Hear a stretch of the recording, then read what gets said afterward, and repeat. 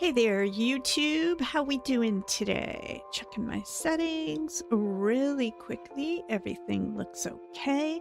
Happy Wednesday. You made it halfway through the week, and so did I. And boy, could I use a nap, but not now, because now I am fired up. And I'll tell you why. We had a good live stream yesterday. We had a good session, part 6 of our playthrough.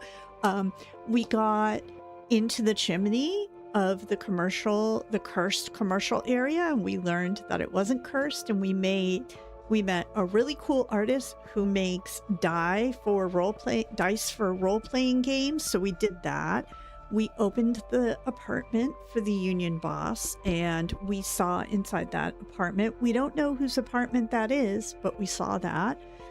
We had an interesting conversation with Joyce, the corporate negotiator who's on the sailboat, and we glitched out in that and kept repeating the same thing over and over in a loop. It freaked her out. It freaked me out. I was like, oh my God, are we about to die and have to start the game all over again? So I'm glad that didn't happen. So we achieved that. We sold a couple things, so we have enough money to pay for our hotel room, and I think we even have enough to pay for a couple of nights, which is great. We had a couple conversations with people in town. Nothing really earth-shattering came of that.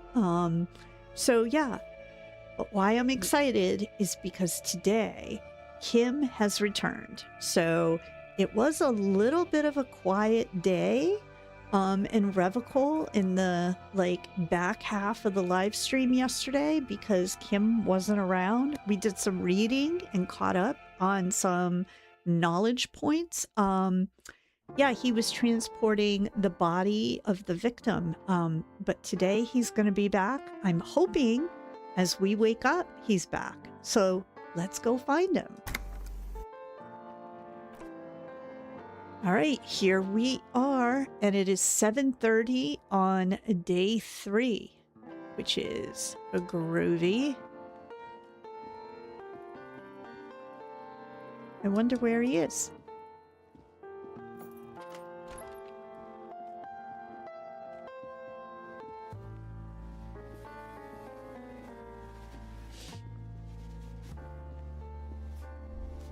All right. I have to tell you guys, there he is.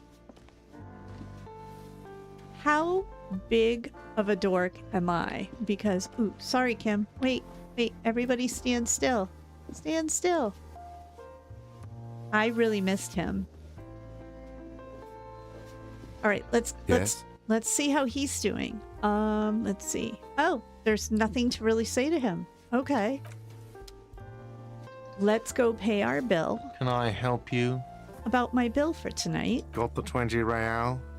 Yes, 20 real for the night. Good. You got the room for the night, but remember, you'll need another 20 real tomorrow. I know, you told me that yesterday. He really doesn't like this, and I am convinced to win him over. So before we get much farther in the game, there's a couple of comments I want to make based on comments for people who have been watching the live stream and the VODs and following the channel. Thank you very much for that. I appreciate it. One of them told me that there were some items I walked past and was unable to open. And the reason for that is because I was not... How could anyone forget, asshole? Oh, just stop it. The reason for that is because I'm not carrying the pry bar in my hand. So I will tell you, I did not realize that that was a necessity. I actually assumed that, like in other games, if you approach something that you can interact with a tool that you have, that a prompt will pop up and tell you to use your tool. Do you want to use X? But apparently that is not how it works. So what we are going to do is we are going to put the pry bar in our hand and keep it there so that when we come across things, we will hopefully be able to get them open. So thank you, commenter, for pointing that out. I had another commenter point out that I should feel free to get a little crazy in my responses, because you can get really wild in this game.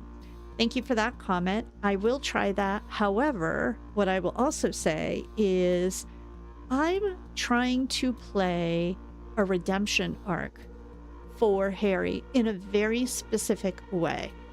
I'm curious to see if we can get him through the whole game without drinking or doing drugs. My theory is that is an interesting goal to achieve for one reason and one reason only. I feel like everybody I've interacted with so far in this game expects Harry to be a fuck up. They expect him to fail. They expect him to be a drunk. They expect him to completely self-implode his life. That is like the message I've gotten from every character in one way or another since day one of starting the game. And because that has caught my attention as much as it has, what I'm wondering is what happens if I don't give any of these NPCs what they expect out of Harry? What if I try to play him in the complete opposite way from how they expect him to be? How will the game play out then? Will the game even allow that? Did the developers in writing this game allow for that to happen? And how easy would it be to accomplish that? I don't know. So that is what I'm trying to figure out. Yeah, I'm trying to play the approach of, oh, you think that I'm the fool? Well, what happens if I don't play the fool? I guess we will see. Okay. So we are going to head out this way.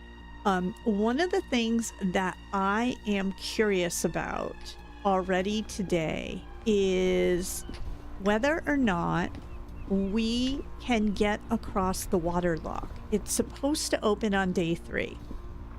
But before we do that, we're kind of standing in the car. That's kind of weird. I want to look at some of these because I know there were some tasks that we reviewed yesterday and wanted to get to, but we couldn't because we didn't have access to a radio or a phone with Kim's car being away. So I believe there were a couple things. So, all right, it wasn't this. Run the number. Yeah, we have to call Alice back for information on the armor. So we had given her the serial number that we found at the bottom of the boot. We need to call her back and see if we've gotten any information on that. Let's see. I thought there was another phone call that we needed to make. Keep searching for the caller. Bit of reality. That's not it. Investigate. Okay, that is, none of this is it. Are these the only ones? Yeah, okay. All right, cool. Okay, so let's at least call and see if we have any information on the serial number of the armor that the victim was wearing. Inside, you see a set of steering levers, a radio microphone, a pull-out toolbox, and the soft glow of the fuel preheater gauge. Pick up the radio again. This is Precinct 57. How may I assist you? Have you heard back from the ICP about the serial number? Yes. The armor was produced by Fairweather in their facilities in Bétancourt, sur la Clé in 42. Okay. It was part of a special order for Corps de Pharmacie, a security firm contracted to protect the interests of Oranese pharmaceutical companies in the Seminine conflict. Interesting. I keep saying that over and over in this. I'm really sorry if it's annoying you guys, but I do feel like they're constantly dropping all these little bits and pieces of interesting information. Okay, so a pharmaceutical company paid for this. So, it seems the armor went to Seminine. That's where the paper trail ends, though. Even the firm has proven difficult to track. Corps de Pharmacie has been renamed several times over in the years since the armor was issued. Okay, do you know what it's called The now? most recently registered firm that the ICP has been able to connect to the CDP is a military contractor called Crenel, and the one before it was Downwell. I think they might be the same contractor. Crenel Downwell. A military contractor. Why do they keep renaming themselves? That seems a little bit Because she's not talking about buyouts or mergers. She's talking about just name changes.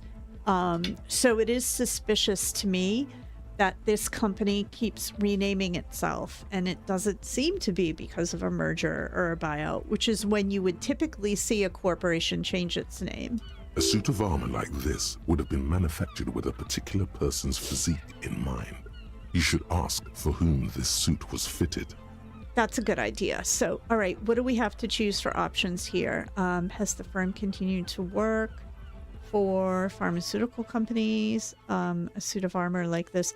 Let's ask the most important question first. So, a suit of armor like this would have been customized to fit the wearer.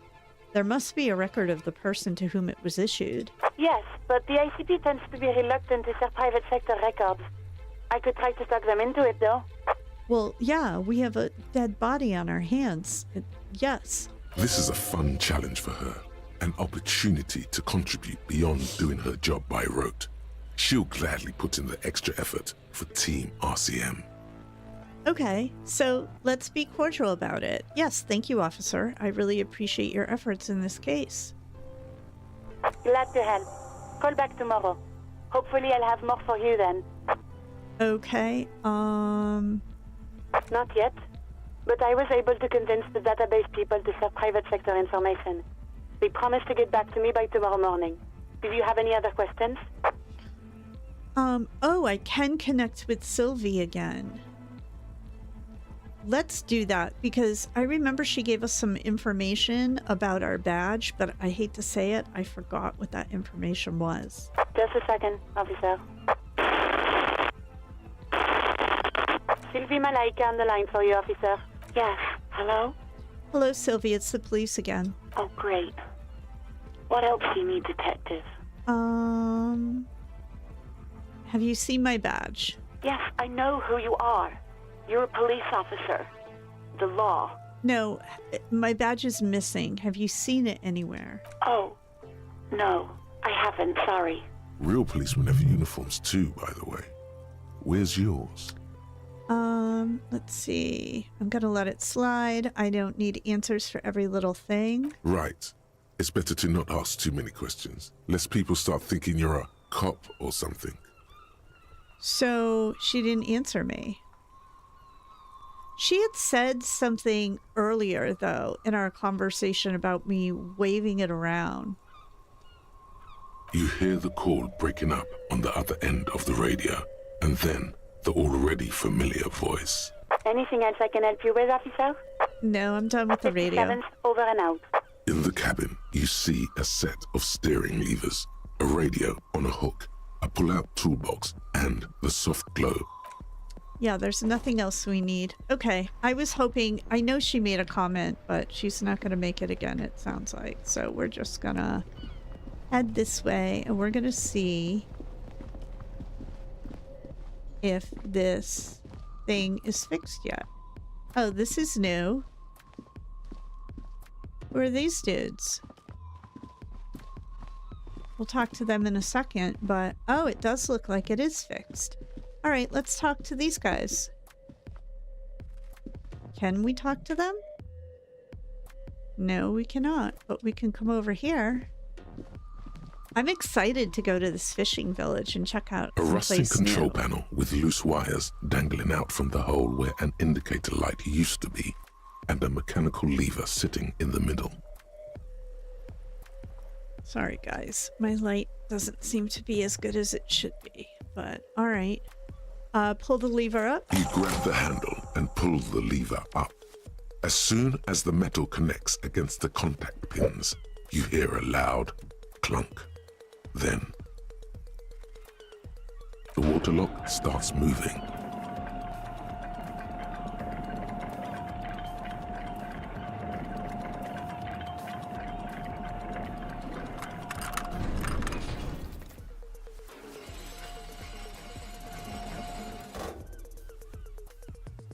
All right. Okay, if we ever need to get to the coast, then this is the way. But please, contain your wanderlust for now. I don't want us to get sidetracked, not with everything that's going on. Well, we're not getting sidetracked. Focus on one thing, achieve it, then the next, he thinks.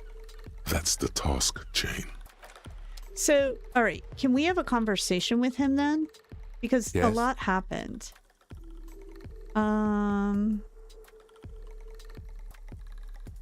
What do you want to know? Can we go over the preliminary information again? You mean like a brief? Do you want me to brief you again?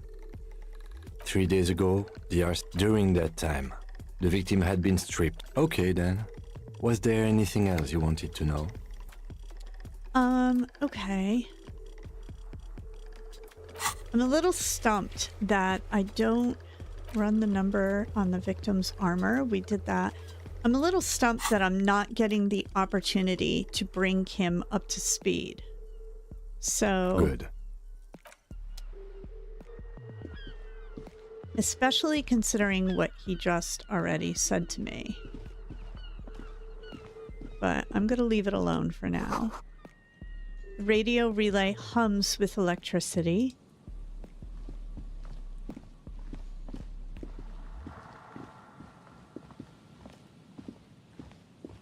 Wait, money. We always need money.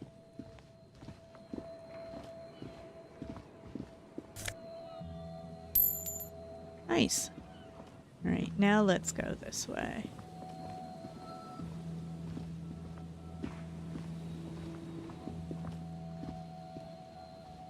Come on.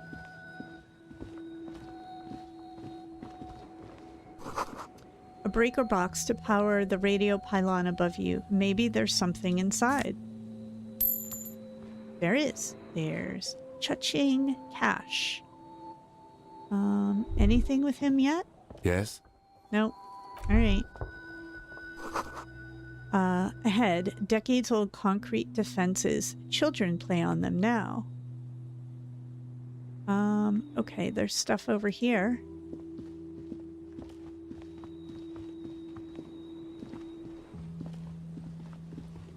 Just strolling around with my buddy. Take all. Banged up fuel canister. Alright. What's this? A banged-up motor carriage lies half submerged in the icy water, slowly sinking into the Insulindian Ocean. Only the cabin top, rear wheels, and the engine remain visible. It must be cold and lonely down there, in the icy water.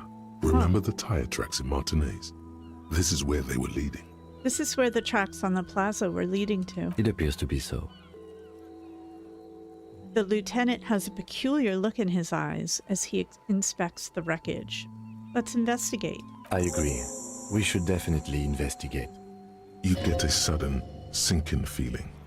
Stomach acid comes up as you look at the motor carriage in the deep, dark, cold water. Oh no. I hope this isn't Lena's husband. Why the doom and gloom? It's just a sunken motor carriage. Some motor carriages are bound to end up in the sea. Run your hand over the cold metal. What is the make? How long has it been here? Looks like... What should we do? Run your hand over the cold metal. The motor carriage is properly stuck in the ice. Getting it out would require a team of specialists. What is the make of this MC? Can I see a logo? The logo is too deep in the murky water. You can't make it out, but you do see a monkfish float by. How long has it been here? The ice hasn't closed around the vehicle yet. My guess is it's been here since last Saturday or Sunday. Wow. So he knows ice flow patterns or something? Oh, you can see, like, look, there's a whole bunch of footprints around here too. The estimate is correct. The incident probably occurred on Sunday evening. Interesting. Well, looks like Jacob Ear's journey came to an abrupt end here. Your mocking tone finds no response, but the motion of the waves. Yet another case of engine displacement triumphing over the driver's IQ. Enough gloating, this is serious. Did you say something, Lieutenant? I did not. But I'd say it has been here since last Saturday or Sunday. What should Let's we do? wait for the low tide and see what's inside. Great idea. Then we can get the things inside. The joyrider must have left something good inside. Guns, papers, maybe a cool jacket. A joyrider jacket. A joyrider jacket. You feel a strange connection to this joyrider. Maybe he's from some kind of joyriders district and likes blue and white racing livery, like a cop would. How long will it take for the low tide to come in? I don't know. An hour or two, tops? Sit on the swing and wait for the tide to recede? As you sit down in the old, rusty playground, the world around you becomes very silent. The hinges creak under your weight, dangerously so.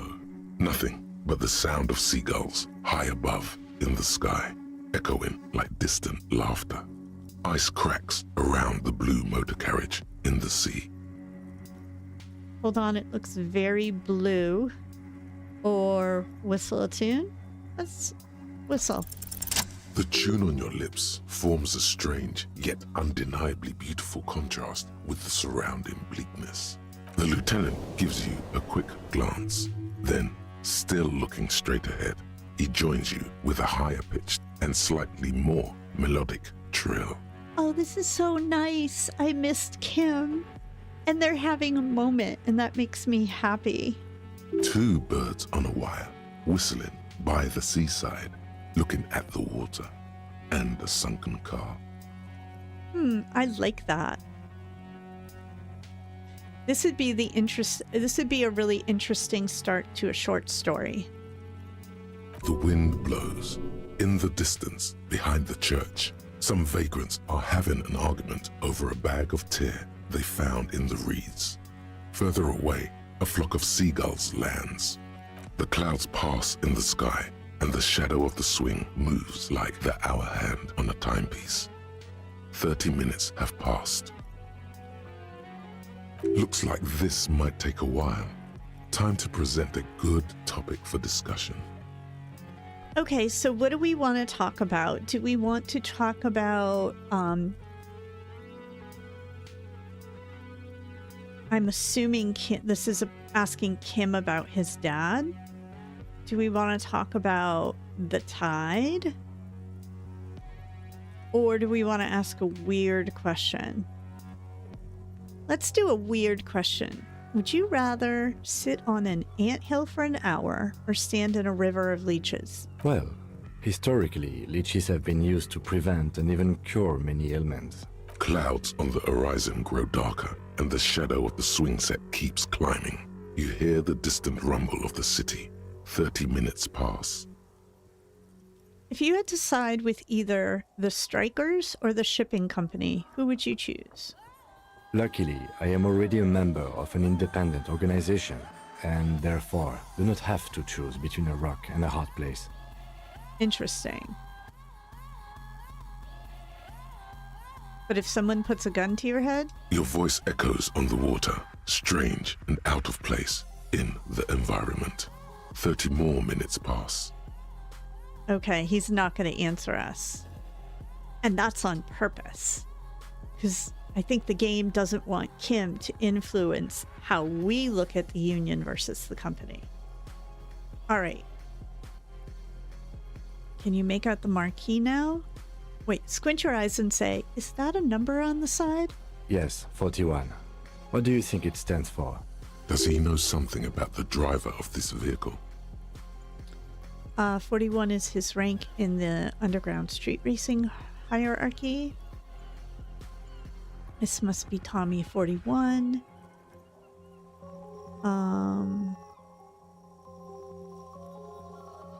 Let's see. Oh God, no. I'm sorry, Harry. I'm so sorry. 41. Precinct 41. A massive pit opens up in your stomach, and the most terrible feeling comes over you. Yep. Oh God, Harry. Oh God, Harry. What did you do? He did something bad. No. Just nope. Say no to this, Harry. Oh my God, it's mine. I drove my car into the sea. I'm afraid so, yes. It looks like you started in front of the whirling, jumped over the canal, and then drove your vehicle in the sea right here. You know, so yesterday while Kim was gone, we inspected the fence that's broken that allows us to get into the courtyard where the body was. And I was worried when I saw that and then saw the tire marks and that it had backed up into the commercial building, that maybe that had something to do with us. And I didn't want to say it at the time because I'm so hopeful for Harry to get back on track that I wanted to hope that losing his badge and losing his gun was the worst of it. But nope. Okay, let's see. Maybe I was in pursuit of someone. How do we get it out? I can still fix it. They're not going to take me back after this, are they? The badge, the gun, and now this. Things were going so well. We were just whistling merrily. That's what I'm going to say. Things were going so well. We were just whistling merrily. You can still whistle. Besides, the night is always darkest before the dawn. Thanks, Kim. Now let's get to practical things. How do we get it out? Detective, we don't. A rescue operation really isn't viable at this point. So it's just gonna be there like that? I'm afraid it will have to be there like that for many years. Look at it. Parts of it might be salvageable, but overall, this machine is a write-off. They're not gonna take me back after this, are they? People are more valuable than machines. Training a police officer is even more costly. People, yes, but not you. Oh, shut it. Well, at least I can see what's in there now.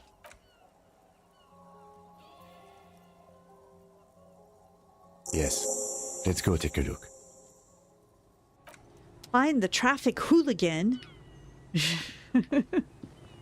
All right, let's go look. What's here? Oh, we found our badge. We can go talk to Joyce and she'll tell us corporate secrets. And what is this? Oh, our commander's jacket. Take all. Okay, let's look here. Clothes. So right now we're wearing this jacket. And what does this one give us? 1 visual calculus versus 1 shivers. I'm gonna go with visual calculus, guys. And I'm also gonna put on this nice professional shirt, so we look a little more professional. Okay, cool. All right. Anything else around here? What's this over here? A bottle drained of all its booze is frozen to the ice. Okay.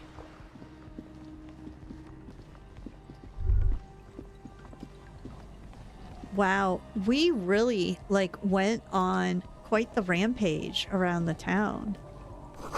There's a boat tucked away underneath the tarpaulin cover. Footprints in the snow, they lead away from the accident. The underside of the boat has recently been tarred. Fisherman shacks. Look at him running. You see dust-covered linens, dried tulips on a bed. White curtains have been drawn shut, no looking in.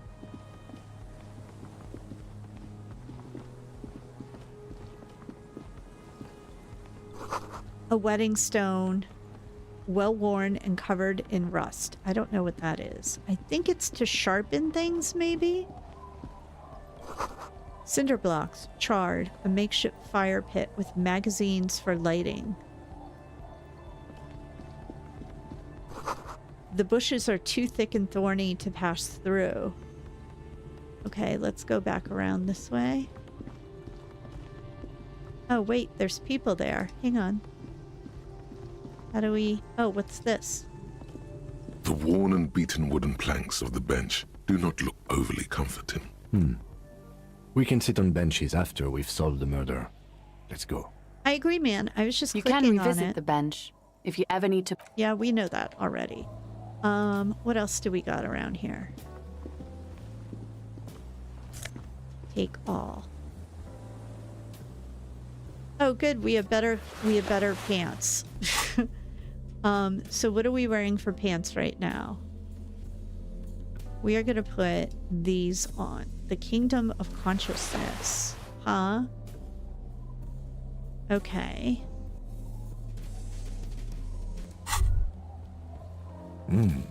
These are some wonderfully regular pants. Not too tight, not too loose, moderate in every sense.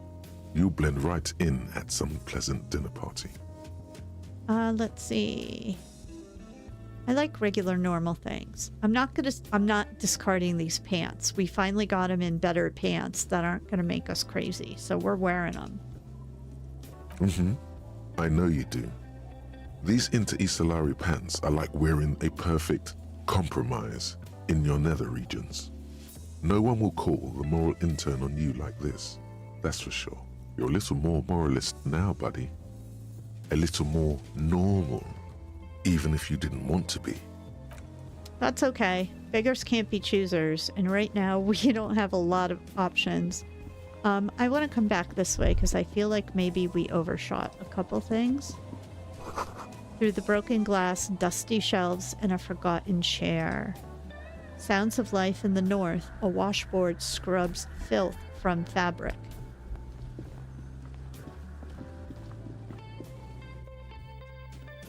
Okay, what's this? You see a dark red chair in the dim light of the room. It's only a red chair.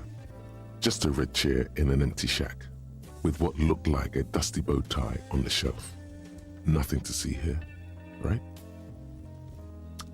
Hey Kim, where are we? In someone's abandoned shack. On the coast. In Martinez. In Revachol. He's afraid you've forgotten suddenly. What's with the red chair? Nothing. It's just a piece of furniture. Red paint is peeling off it. Looks like blood, no? All right. What's this? A bow tie. Do we think our guy would wear a bow tie? Another postcard. Okay. Wait, he was having a thought. Over here. There it is. A cold breeze is enough to make the wall planks creak. Oh, all right. Back over this way. Now, I think we're ready to go talk to these dudes over here. Hopefully they're nice. Where am I going? Oh, we gotta go the long way around? Okay.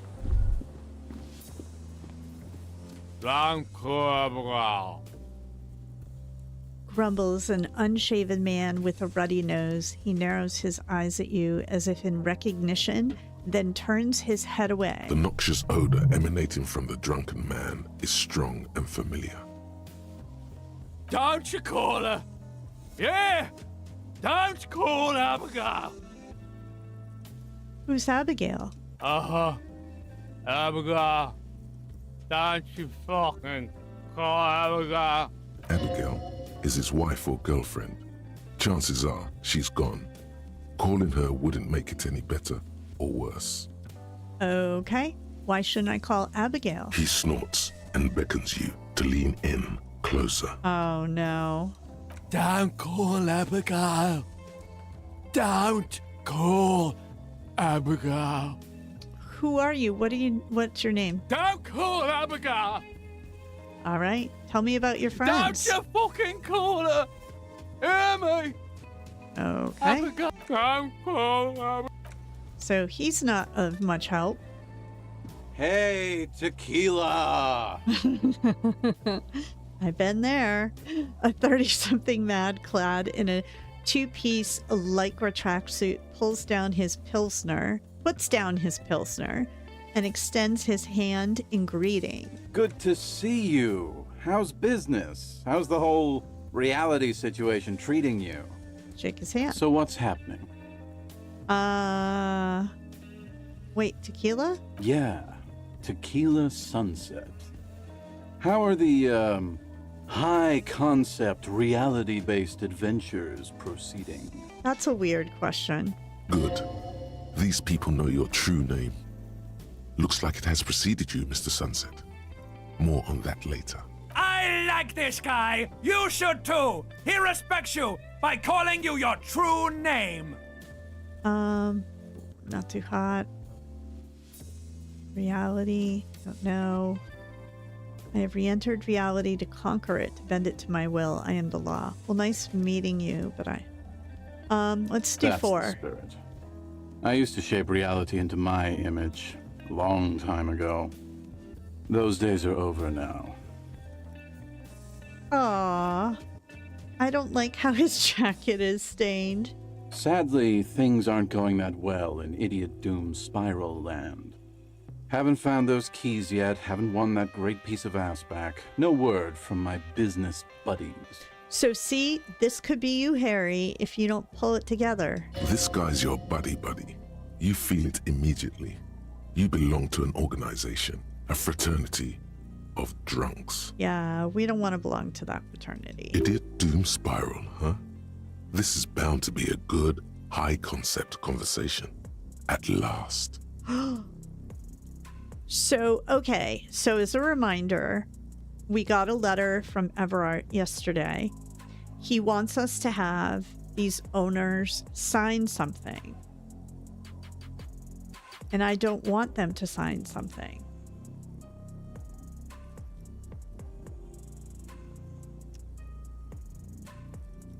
I wonder if they could sign it. Who was supposed to sign it? Let's see. Isabel and Lien in the nameless fishing village down the coast. So I don't know what his name is. What do you guys do around here? We are saving the world. Please. Please don't go. Don't go. So it doesn't look like these are the people that we're supposed to get the signatures from. I don't want to give the union boss the signatures of the actual people because we read the document and it's a crappy deal for those people. Okay, we're drinking. We're drinking alcohol. That's what we're doing. I tried to save the world once, a long time ago, with enterprise, creativity, and willpower. But that didn't work out. So now, it's a pirate's life for me. Yo ho ho. Could you and your pals sign this document? What's it about? I'll let my hand address the situation. Maybe you've heard. I used to be a very successful businessman. I've signed more than a few lease forms or whatever the fuck they were. Anyone's got a pen? The pro's gonna do it. So I sold the pen that Lena gave us. No, unfortunately. I got a freebie when I purchased a whole carton of cigarettes. Smoke cigarettes, get a free pen. Deals don't come any sweeter. Well, there we go. The writing under the tiny crown logo reads, Royal Extra. Thanks, Rosie. Okay, he grabs the pen and paper from your hands and very carefully scribbles on the dotted line, Idiot Doom Spiral. I need at least 2 signatures on the document. Hey, Abs! Hey, Abs! Don't you? You cool, have a go. Yep, sorry. I need you to sign this document right here. It's important. Don't call her. His trembling hand catches the paperwork. He lays it out on his knee and starts writing slowly. The handwriting is almost illegible due to his shaky hands. Don't call Abaquois. Great job, Abs. Nailed it. That's so funny that his name is Don't Call Abigail. I just noticed that. You've done a great service to the village, to the RCM, and to Revachol. Hey, guys. We're heroes. He waves his hand erratically to the other guys. About fucking time, man. I've done my duty. He brings his hand up to his head for a salute.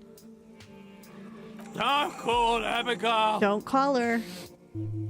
He snorts and takes a swig from his bottle. The bottle is empty. Thank you for your services, gentlemen. Should we go and mail these? I think I saw a mailbox on the plaza. A few more questions first. Okay, what's on your mind? What is a tequila sunset? You keep saying it. It's you. Your tequila sunset. How do you know this? We've met before. Don't you remember? No, you sure don't. Maybe? Maybe. You look like you want to know how Tequila Sunset came to be. You look like you want to hear the tale. Well, I don't know about you guys, chat, but I want to hear the tale. So I'm going to grab my Celsius. You grab your beverage of choice. Let's see if this is a good tale. Tequila. Tequila Sunset.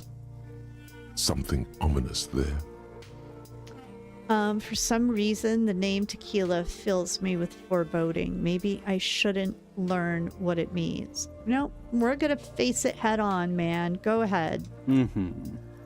Let me take a sip to moisten up my cords. Tequila Sunset rolled into Martinez last Friday. And by Tequila Sunset, I mean you. The man, the myth. The legend. Wait, did we meet on Friday? Was I alone? Let's ask that. Hey, let's not jump ahead of ourselves. This is your story. Stop interrupting. He takes another sip, then continues. You got here on Friday to solve a case, hoping to be the early bird who gets the worm. And by the worm, I mean the buzz. Because as far as I know, all you did was get pissed drunk. I see. Word on the street is you went around the local hostel telling people that you're a police officer. And that it would be really fucked up if you shot yourself in the head right in front of them. That's pretty high concept, if you ask me. Oh boy, Harry. It is. Yeah, I would say so. The lieutenant's brow is furrowed. He's listening as casually as he can. Kim is like, how did I get into this situation? Oh my gosh, what happened then? It was a late Saturday night when we, the Union of Moribund Alcoholics, were getting our drink on. Nothing remarkable about this. We get our drink on 24/7. Makes everything warm and glowy. I trust you know the feeling. I bet he does. Oh, yes, you do, Bratushka. Oh, The boy. only thing better than that is putting the pedal to the metal after you kiss the tie. And off we go. Are we still wearing that tie? One moment we hear the sound of a motor carriage revving up somewhere on the plaza, followed by a series of dings and bangs. Do you remember the sound of wood cracking? The billboard. Probably not, but that explains why the water lock was broke. Naturally, loud noises pique the interest of anybody owning a pair of ears. That's just the reality we're in. Naturally. Anyway, there was a brief silence. A gasp of silence, if you will, followed by a real commotion. We heard the carriage careening towards the coast at top speed. Sounded like someone jumped the canal. We grabbed our brewskis and rushed to the jetty. Never underestimate the speed of an alcoholic. Oh my god. I do have to say, he's a really good storyteller. What we saw was a sight to behold. A beat-up police carriage containing you. Right there on the beach. You revved the engine and screamed at the top of your lungs, "The time hath come!" So, naturally, being the curious cat I am, I asked what time hath come. To which you replied, "The time hath come for Tequila Sunset, the end of all things." Oh god. What happened next? Your reality contracted. You jammed the pedal, plowed right off the jetty, and through the ice. We ran towards the ice, whilst you crawled your way out, miraculously unhurt, covered in seaweed and shit, like some kind of sea monster. When we finally got there, you were sitting on the beach crying. You said that your badge and uniform were in the car. It was too late to get in there, though. The carriage had sunk too deep. Recognizing a brother in need, we offered our condolences and invited you to party with us, which you naturally agreed to. We asked about the whole Tequila Sunset thing, and you told us it was your name now and insisted that we all call you that from then on. Wait, so Tequila Sunset, an event or a name? My real name is Harry. This is what we are going to say. No, that's just what your mother called you. Your real name is Tequila Sunset. Just embrace it, brother. Nope. How long did we party for? Hours. It was an all-night drink-a-thon. Then, at some point, I think it was Sunday morning, you got belligerent and wanted to talk about Revacholian women. Oh. Are we going to start venturing into the topic of our wife? How they're beautiful and also whores and so on. How one of them fucked you real bad. After a short while, you crossed the event horizon, looked sullen, got up, and left without saying anything. Wow, that's quite a story.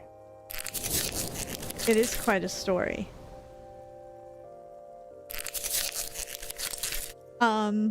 That's interesting how he refers to it as crossing the event horizon.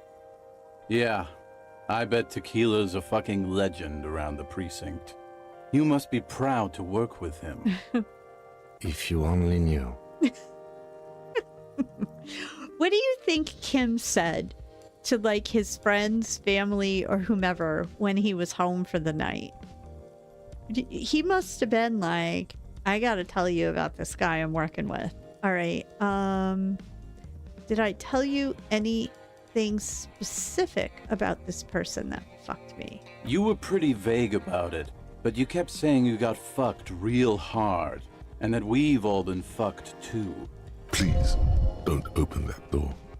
Okay. No one's fucked me. I do the fucking around here. I'm trying to keep all of our stuff up and healthy. Abigail! It seemed pretty painful, to be honest with you. If I had to guess, I'd say you're still working through some shit. Yeah, I would say that's a good assessment. Did I mention losing anything else? Beside your gun and your badge? You said something about your hope or heart or something. To be honest, the details are a little hazy. Got it. In retrospect, I guess you lost your motor carriage too? That's a big one. Yes. Did I say anything about the case? Yeah, you said it was no biggie and that you'd solve it in no time. And that you didn't need anyone to do it. You're doing it solo now. Oh, gosh. I'm sorry, Kim. A lot of cops go solo and hermit once they reach that level of alcoholism. I see. I can imagine why. It's not meant as a joke. He's sorry for the hermit cop. Yeah. And it's probably because you get to the point where you just can't hide it anymore, right? You're not functional. Isn't that what they call it? Functional alcoholism? So you have to you've got to start removing yourself from those around you because there's just the tension against that is too much. All right. Did I say anything about my colleagues? You told us that they were a bunch of fucking losers whose main interest was cramping your style. I'm sorry, Kim. I don't mean it. It's more like you were cramping theirs. No, I don't know if cramping is the right word. Disappointing, I think, is more the right word. No specifics, though. It was more about you that night. You were the star of the show. Okay, did you get a read on what kind of cop I was? You kept apologizing for being such a bad cop and for the damage you've inflicted on everyone around you. See, I think that's important because to me, that means that he cares. And if he cares, he's not a super duper horrible cop. You also kept pausing to knock the heel of your hand against your temples, saying, "Stupid, stupid, stupid." Why is that so funny to me? It's just the way he said it, I guess. Did we talk about politics? Yeah, you said that you'd really behaved unreasonably and failed to uphold your responsibilities as a representative of the Coalition. Okay. I don't need to hear any more. It's a hard thing for a man to confront his past. That's why I avoid mine at all costs. You seem like you're characterized by your storytelling ability. Want to tell me another one sometime? I agree, he's a great storyteller. Whoop-de-doo. So now I'm a fucking storyteller. Right. Why not? Better than a beach bum. Yeah, want to tell me how you became an idiot doom spiral? It depends, really. Are you willing to help me out? What do you need? Booze! Did you already forget our party? The thing I relayed to you earlier. We have a bottle of booze. So, have you got anything for good old idiot doom spiral? A bottle for a story. Seems fair to me. Yeah, and I don't want to hold on to it for Harry, so sure, here's some Commodore Red. Classy. He snatches the bottle and pushes the cork in through the bottleneck. Hey, Spiral Boy, you gonna share that? One of the other bums interjects. Don't call them a girl. Shut up, guys. I'm telling a story here. Something happened to you. Something happened to me, too. My actual name is George. But around here, you already know. Idiot doom spiral. I was once a reasonably high net worth individual. A founder/junior partner at a high concept creative services agency. When my story begins, I had just landed a major contract with an insurance firm. Go on. I used the profits from my agency to finance what I called a cultural incubator. Abstract value generation, value per person, high concept stuff. I developed the paradigm, worked within the paradigm, but the burden of leadership weighed heavily on me. So I went jogging every so often to keep myself sane. All right, time out for a second. He works at an agency, a cultural incubator, abstract value generation, value per person, high concept stuff. Is like he in marketing? Is he talking about like value proposition kind of work? I don't know what a cultural incubator is. How many people did you have working for you? 22 full-time employees, an all-star team, a potentially historical set of individuals. Worrying about them often kept me up well into the morning hours. Did the jogging help? It did. With my trusty Sansarique tracksuit, I felt like I could conquer the world. But now dreams are worn thin, much like my tracksuit. He says thoughtfully, brushing dust off his shit-stained pants. What happened? One day I left on my evening run. As you may know, it's impossible to clear your head when you're distracted by the sound of keys jangling in your pockets. He shakes the bottle and makes a ringing sound. His eyes are clouded. His dilated blood vessels encircling his irises like stinging brambles. His eyes are your eyes. So I removed the key ring and put the keys for the front gate and the apartment into different pockets to stop the jangling, you see? At least, that was the plan. I was halfway done with my usual lap when it started to rain. The reality situation became very wet, very quickly. Go on. I made my way back home and discovered that I didn't have the key to the front gate. I'd mixed it up with the key to the letterbox, which was useless. Naturally, the situation required me to climb over the gate, which I did. There was no climbing down because I slipped and landed on my ass. I would have landed on my feet. I've got feline reflexes. Say nothing. Reality was looking rather grim just then. Me lying on my ass in a mud pit in the middle of a heavy shower. But when life knocked me down, I always got up. So I made my way across the yard. Standing in front of my apartment door, fumbling with my pockets, I realized that I'd also forgotten my apartment key. Okay, so what happened next? I rang my neighbor's buzzers. It was late, and most of them didn't even answer.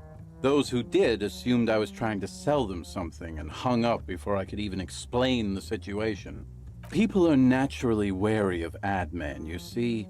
One moment someone chats you up, 5 minutes later you've bought a box of edible lingerie and a strap-on. Jesus. I don't begrudge them, especially since I was known to be one of the best. So is this what he means by cultural incubator, is selling kink? Which, nothing wrong with that, but those are very interesting examples he's using. Heavy is the head that wears the crown. I guess so. Just then, I experienced a moment of clarity. I still had the key to my office. I could wait out the storm there. But when I reached my office, I remembered that I'd asked one of my producers to change the locks that day. And since I hired only the best, he'd already done it, and I couldn't get in. Anyway, long story short, life spiraled out of control. I haven't gotten into my apartment for years, and my girlfriend left me because she didn't want to date a homeless man. The company, well, you see where I'm going with this. So, now you've heard my tragic tale. What do you think? Like nothing you've ever heard, huh?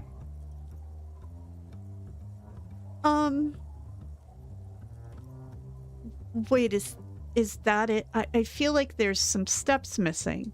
Tequila, I've thought about this series of events for a long time. If there was anything else to it, I would have thought of it by now. His entire life fell apart because he forgot his keys? Why didn't you go to the authorities? Yeah. Well, at one point they came to me, but, you know, I didn't have any ID on me, so they tossed me in jail for 2 days. I can't say it increased my faith in the RCM. No offense, gentlemen. Why didn't he go to work in the morning? His coworkers and employees would have recognized him. Why didn't he go to his girlfriend's? I literally can't believe it. Me neither, Tequila. When I lost my keys, I lost more than access to my apartment. I also lost my leverage over humanity. I wasn't a high-concept creative director anymore. I was just some homeless asshole with a premium Sansorique Lycra tracksuit. Right. You can't imagine what that does to a man's confidence. Anyway, that was all the story one bottle gets you. Almost empty, this one. Okay. You too, Tequila Sunset. That was interesting, but I feel like we have a lot of other stuff to do. So we're going to get moving along here. What about this guy? Good to see you, friend. Do I have deals set up for you, buddy boy? He spreads his arms as if wanting to embrace you. What are you talking about? So what do you want? I got smokes. They're cheap. Very cheap. I got Pilsner. Great deal. You won't get a better deal on that piss. Spirits I can let go for 300 real. I also have speed. And by speed, I mean amphetamine. No, we have 2 days worth of hotel fees saved up. We are not spending any more money. Okay! Wow! Bratushka! The spirit! Let's buy the spirit! 300 real is a lot, but this has to be done! It's our end game! We need to change out this horrific necktie for that bow tie, I think. This is just another stupid drunk idea I'm having that I'm attributing to my necktie. Yes. Bratan, you don't understand! It's not just another drink! This is what our relationship has been building towards all these years! This is the climax! The mystery! The virginal sigh! Right. You have to buy it from him! Get it off him! Kill him if you have to! Our ultimate fate depends on it! And the fate of many worlds! The lieutenant looks at you, looking at the bottle of spirits, then at Rosemary, suspiciously. Amphetamine, or quite the business venture, or why does the bottle of spirits called 300 Royale? Pack of smokes. Here's the money for a Pilsner. Sell me some... I'm off. In the civilized world, it's a custom to tip the shopkeep, friend. But come back anyway. He waves you off. What just happened here? Spirit is eternal. The horrific necktie is getting ready for the end game. For the love of God, do not remove it till the magic happens. Buy the spirits from Rosemary? I don't want to buy the spirits from Rosemary. In fact, I want to get this stupid necktie off of me. Let's put this one on. Oh, look how dapper he looks. All right. What's over here?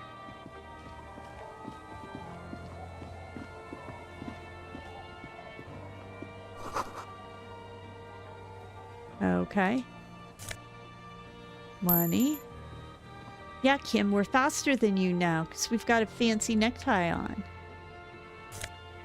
What's this? Magnesium and money. Cha-ching.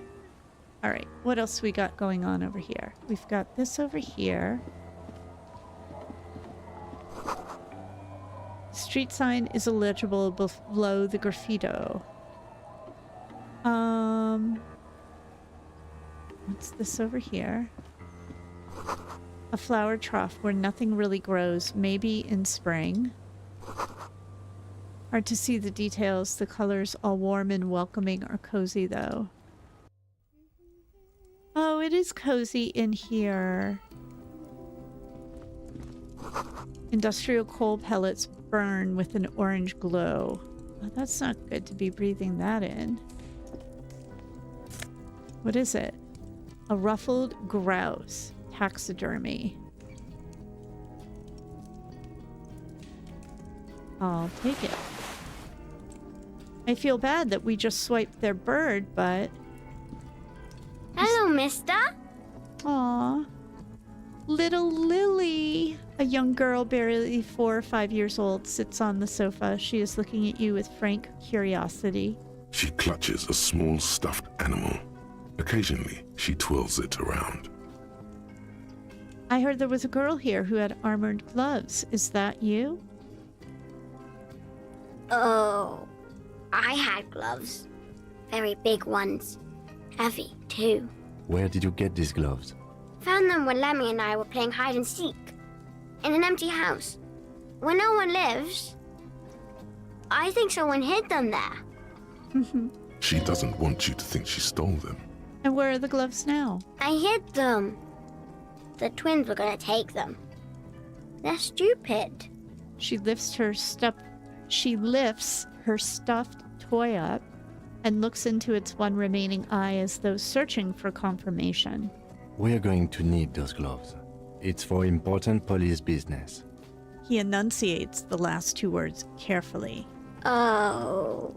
She doesn't seem to understand, but the lieutenant's tone has conveyed to her that the important part. They're in my sandcastle.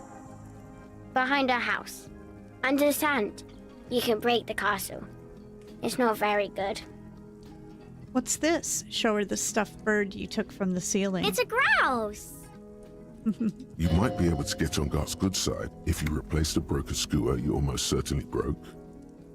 Can I have it? I know someone who really likes stuffed birds. Sure. I mean, you already took it. I don't like it anyway. It looks angry. What's that thing you're holding? It's Lammy! He's my friend. Sort of. Like... She holds the fuzzy beast up to demonstrate. Lambie is a stuffed lamb that, admittedly, has seen better days. One of the eye buttons is missing, and the fur is tattered in several parts. Oh, Lambie looks soft. Yes. Very soft. Suddenly, she pushes the stuffed animal towards your face.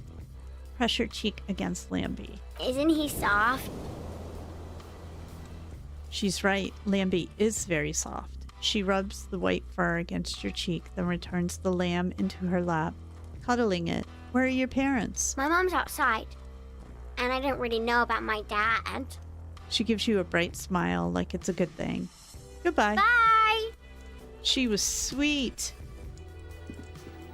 Okay, let's come out here.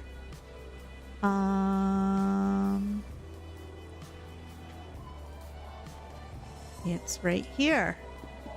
We're gonna get that before we talk to anybody else. Weather has not been kind to Lily's little sandcastle. The once mighty towers are quickly eroding away. You can see something shining back to you from what must have been a vast underground catacomb network. Reach in the catacombs and pull out the shiny object. The walls and floors give way to the giant's greed, collapse and present you with a pair of ceramic gauntlets. Congratulations. That's the gauntlets down then. We're doing good on the armor collection front. All right, that's pretty awesome. We have them here. 2 interfacing, 1 half-life. What's the difference between half-life and interfacing again?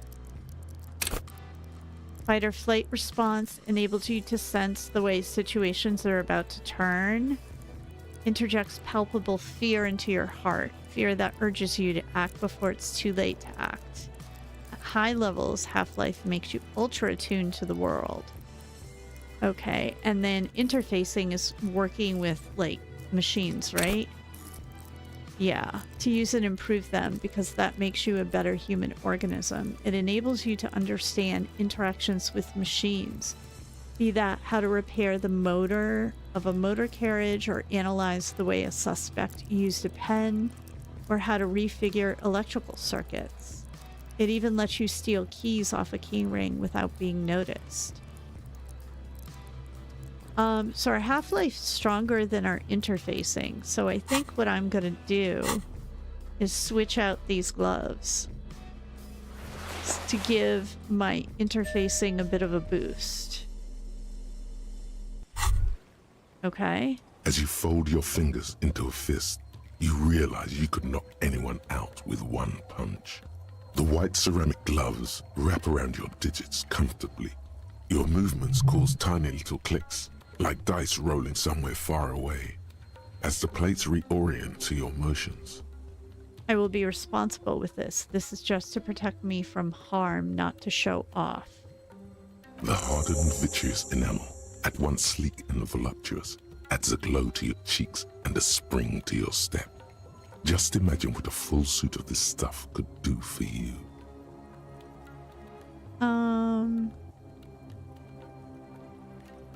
This is the long sought after enemy technology. I can't just enjoy it. I must study it. Let's study it. I want to do that. Remember, this is a highly specialized kinetic redistributor meant to stop bullets. Wear it. Observe its properties. See if there's a weakness in the design. For the day you have to fight someone covered in the same material. All right, what's this here? I'm done with that. What is this? Fairweather T500. All right. Research time is 3 hours and 30 minutes. It really hurts to punch this armor. A sword wouldn't even leave a scratch. A bullet would bounce right off. Still, there must be some flaw in it that would allow you to stand your ground against this dangerous enemy technology. You just need to figure out what it is. Possibly by beating yourself while wearing it. Shooting yourself? Let's see. Okay. I don't think I wanna do that. Well, I do. I don't want to beat myself to do that. Unlock. Spend 1 skill point. Now we can start to internalize this. All right. Let's see if that ends up being a mistake.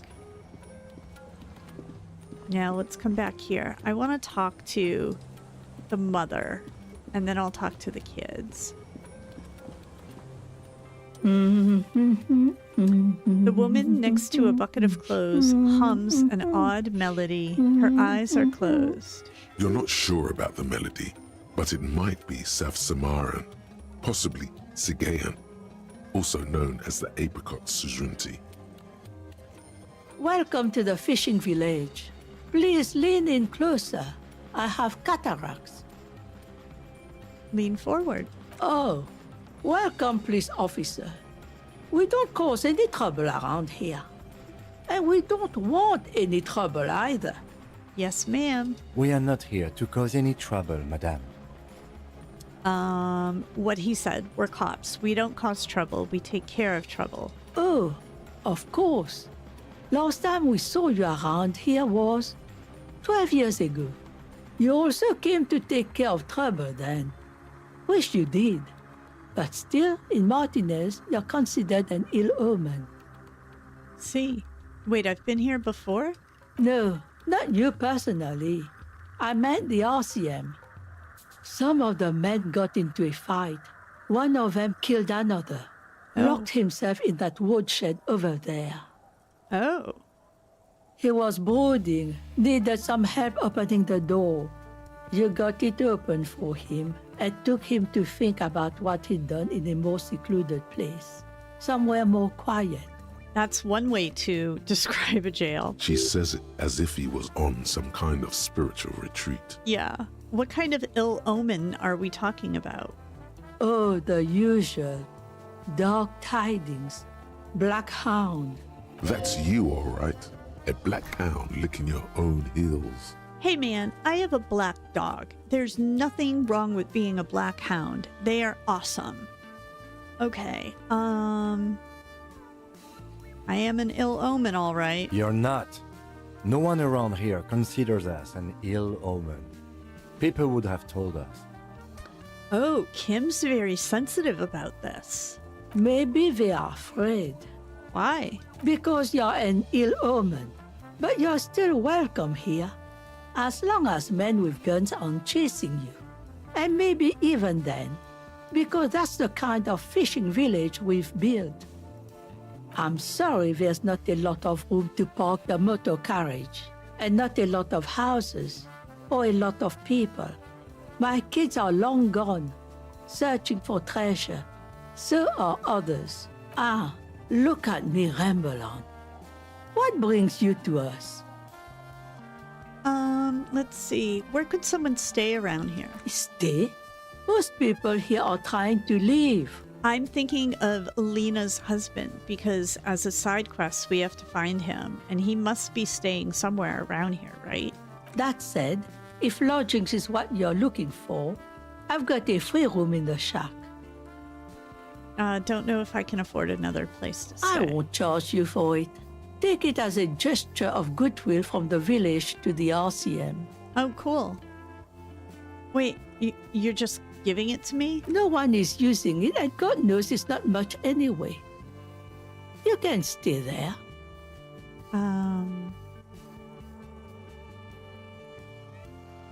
Let's take it. Don't make an old woman regret opening her house to the police.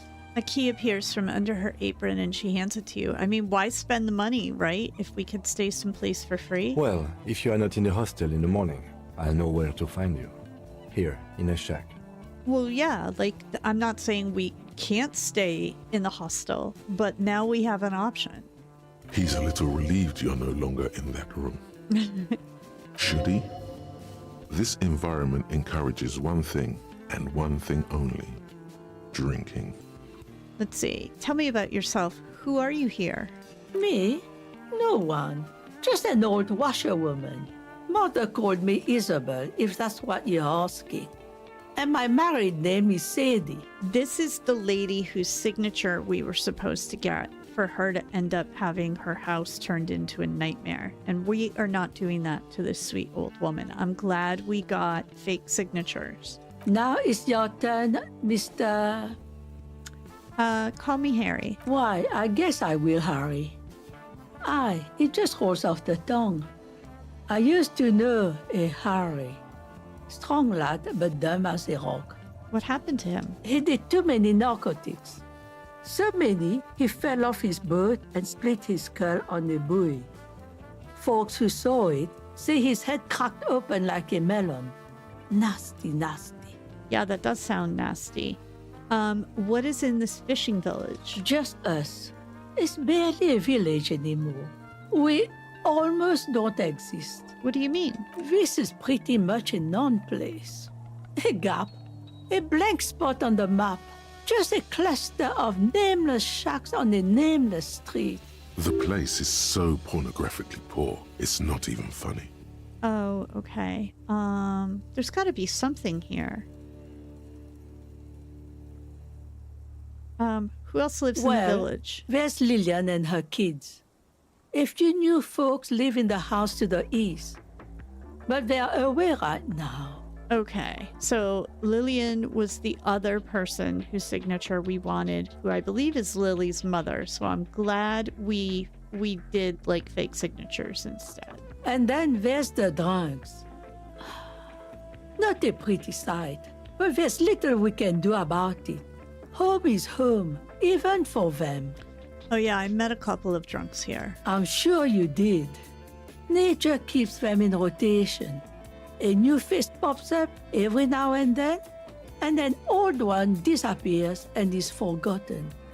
This is who we are. There's got to be something here. Tell me. Over there, you can find more of the same. Shacks and trees growing wild. That's the pox. The pox? What's that? An old military hospital and its surroundings. Or it used to be, during the time of the suzerain.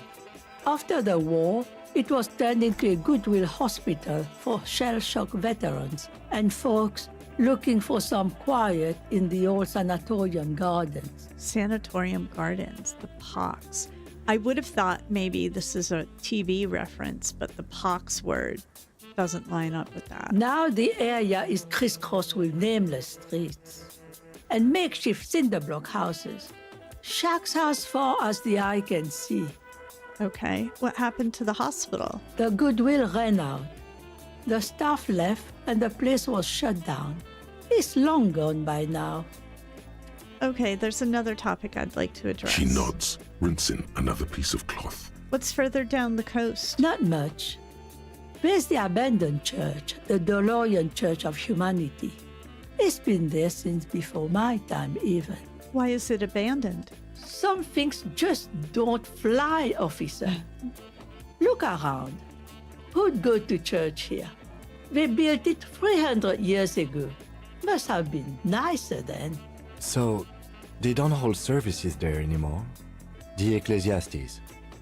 No, we've tried, but things just keep happening. Crime, accidents, other things. The place never stays open. It's a pity. It used to be such a nice church. I wonder if the union boss has anything to do with the crimes and the accidents that keep happening there. She's not telling you all she knows. Keep her talking. What else is down on coast? What else is on down coast? Before you get to the church, there's some ruins, an apartment complex, or some kind of electrical plant. Run-down bunch of houses, empty. Which is it then? Apartments or electrical plant? I don't know exactly. A pre-war place. It used to be something. Before the war. I wasn't here then, you know. Was born in Samara. Anything else of note? Of note? The old fish market up on the boardwalk. But it's closed. That's it? There's got to be more along the coast. What? You're one of those real estate people with big plans? No. If you want a development opportunity, you can check out the abandoned building over at Land's End. Oh. Used to be a supply depot, we think, sending goods and ammo across the bay.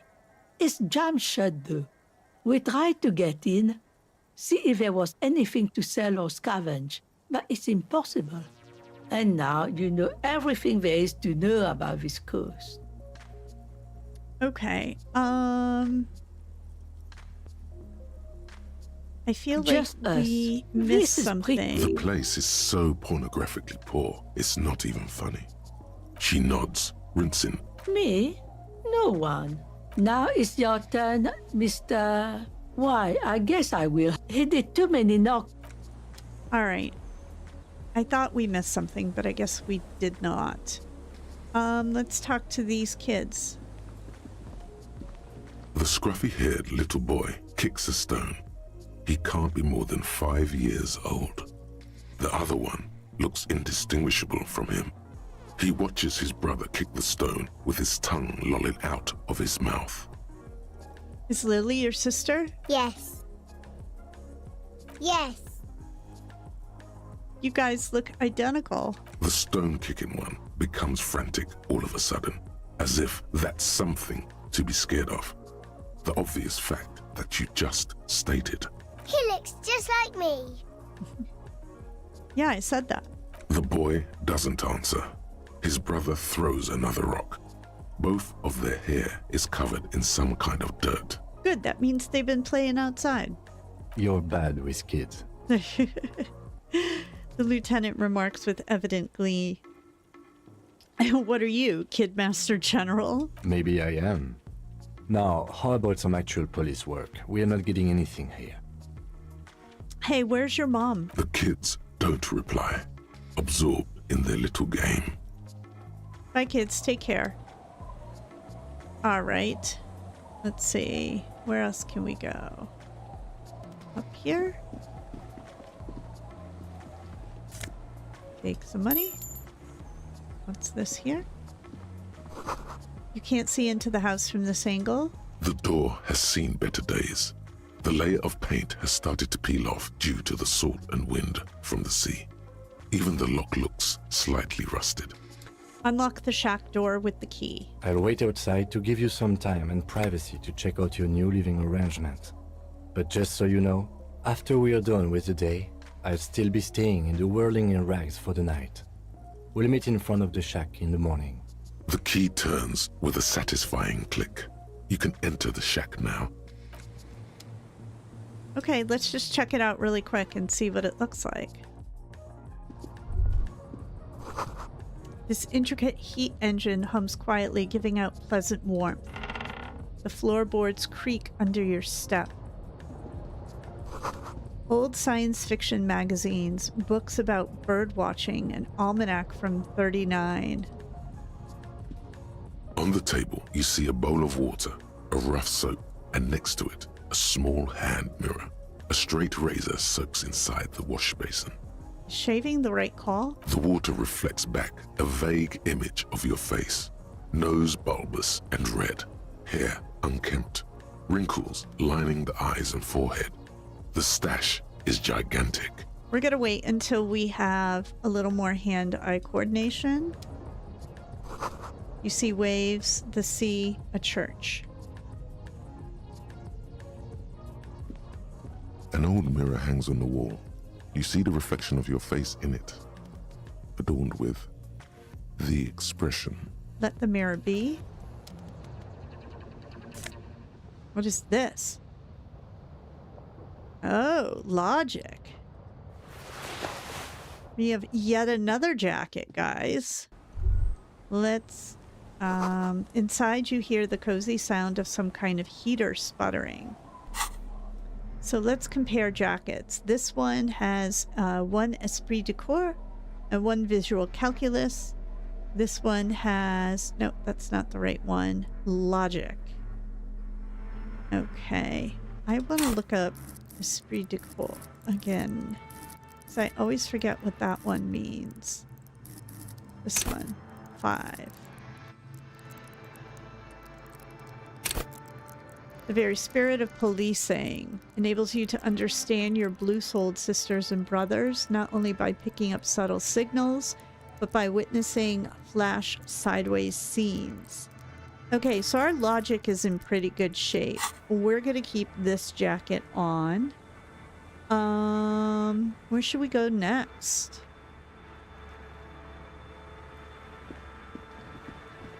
Oh, who's this over here? Hi, officer. A woman in a raincoat stands on the quay, considering an overturned boat. A sword in a scabbard hangs from her hip. Anything I can help you with? I have questions. The first is, what's your name? The name is Lillian. People call me Netpicker. I think I have time for questions. What are the other ones? Ask her about the cool sword. Helps to break the ice. Let's see. Yeah, nice sword. Does it come with a story? Unfortunately, the factory sold this one with a 3-year warranty instead of a story. It's to intimidate folks mostly. It is imposing. It's a regular mass-produced sword, like a shovel or an axe. Nothing fancy, just for intimidation. Why do you need intimidation tactics? From time to time, people need a lesson in respect. That's just the way it is. Back in the day, I caught the eyes of many men. And believe me, men need a lesson in manners from time to time. Don't get me started. Let's see. So where are all the men now? Some went to patch their wounds, their lesson learned. Others were more thick-headed. And one of them, I ended up marrying. Where's your husband now? Gone. He disappeared? Sounds like a missing persons case. It absolutely does not. We are not going to look for him. No. There's nothing to find. He's dead. Lost to the waves. Oh, say no more and wait for her to continue. He didn't respect the sea. Went out there drunk like a skunk, and sure enough, one day the boat was found floating empty. The bloated corpse turned up 2 weeks later. Now, before you tell me how sorry you are for my loss, know that it was 4 years ago, and I've moved on. There's only so much mourning you can do for a drunk with sinewy muscles. Time really is the best cure for sorrow, isn't it? Us working folk don't have the luxury to be bedsick with melancholy.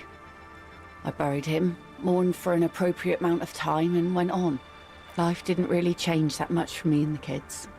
She glances at the village where 2 little kids are playing with what looks like rocks. This is neither a touchy nor a very interesting topic for her. She looks like she's ready to go on a date with another, better drunk. Ask her. Both of you could need some action. Oh, shush. I'm looking for someone. Maybe you can help. Let's see. Who are you looking for? I'm looking for missing cryptozoologists. I don't think I know what these are. Care to elaborate? People who look for animals who are hard to find. Aha! Like snowmen. Snowmen? I haven't heard about those. 2 old guys have been wandering around here, nose in sand, talking nonsense about snowmen and the like. Where did they go? I don't really know. Further down the peninsula, I guess. I mean, that's where they were heading. Who else are you looking for besides snowmen? That's it. I'm not looking for anyone else right now. Well, how can I assist you then, officer? Let's see. What do you do around here? Like I said, fish mostly. Sail the waves, take care of the kids, pick nets. Right now I'm tarring a little skiff. Is that enough to make a living? Sometimes I also walk to the beach to see what the sea has given up. The sea is full of surprises.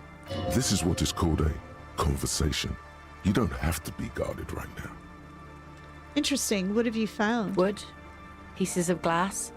Every once in a while we see dead bodies. Human, animal, fish, other odd sea creatures.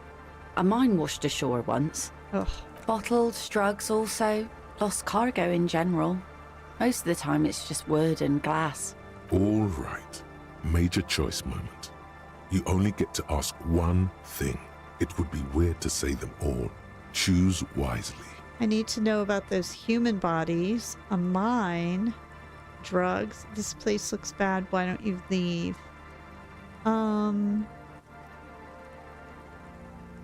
Let's ask about human bodies. Well, you're barking under the wrong tree then, officer. I have no interest in floaters. Seen enough of them in my life already.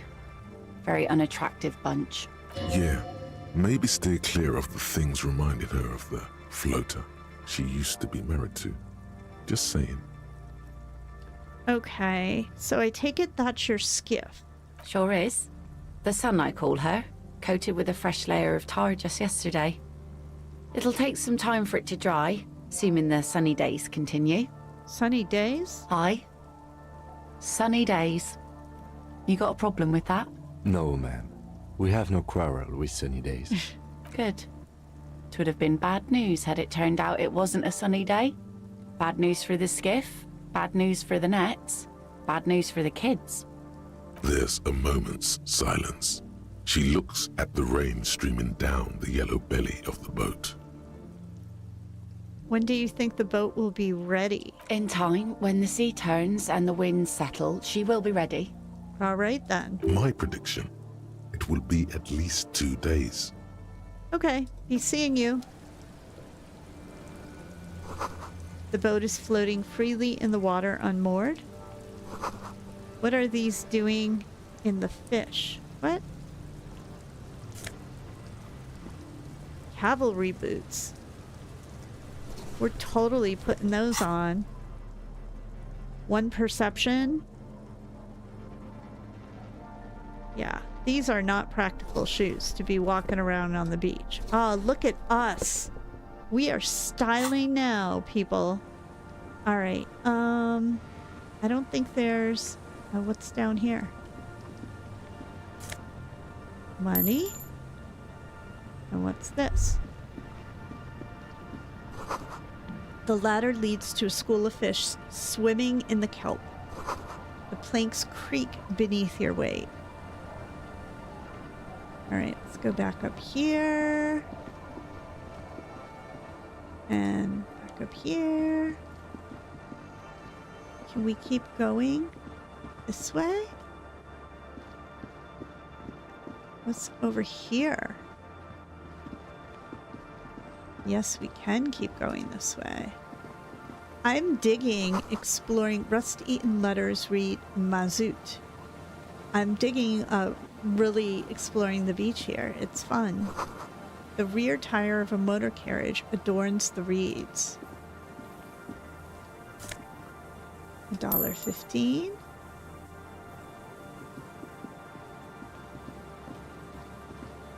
I wonder...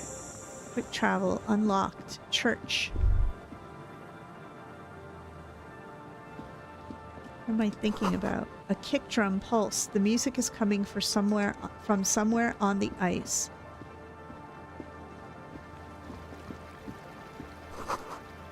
Full of holes. Could be posts. Could the posts hide treasures? Look inside.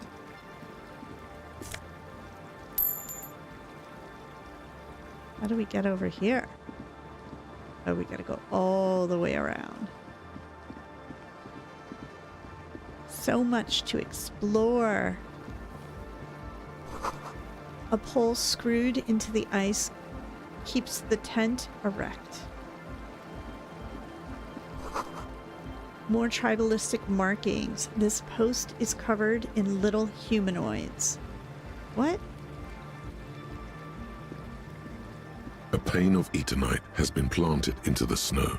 2 poles are holding it up. Barely holding it up. It could fall over any minute. A stronger gust of wind might be enough. What is this? It looks like a makeshift bridge.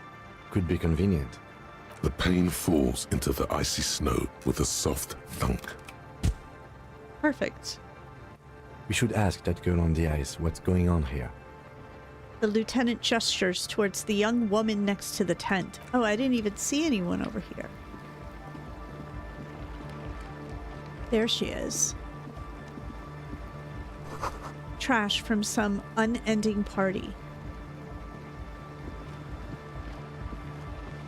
The tent is just tarpaulin fabric covering a pile of stuff. The flap is open. Inside, 3 young men are listening to some new form of music. It's like nothing you've ever heard. One of them looks at you. Gosh, it's got to be cold in there. Come on! Get in and close the flap behind you. The warm stuff's getting out. It's safe to assume this is their leader, or at least he thinks he is. Sorry, we barely have room for one. You go ahead. I'm too old for this. I'm actually not, he thinks. I just dislike delinquents. I'm sure you will feel right at home. I'll keep watch. Thanks, Kim. He gestures for you to squeeze in. Oh, look at this. What am I thinking? Smells like sweat and laundry detergent, plus a trace of ether. a pile of nasal sprays, brand name Nosafed Ultra, a speaker, the big kind they use for live music, canisters filled with what appears to be water,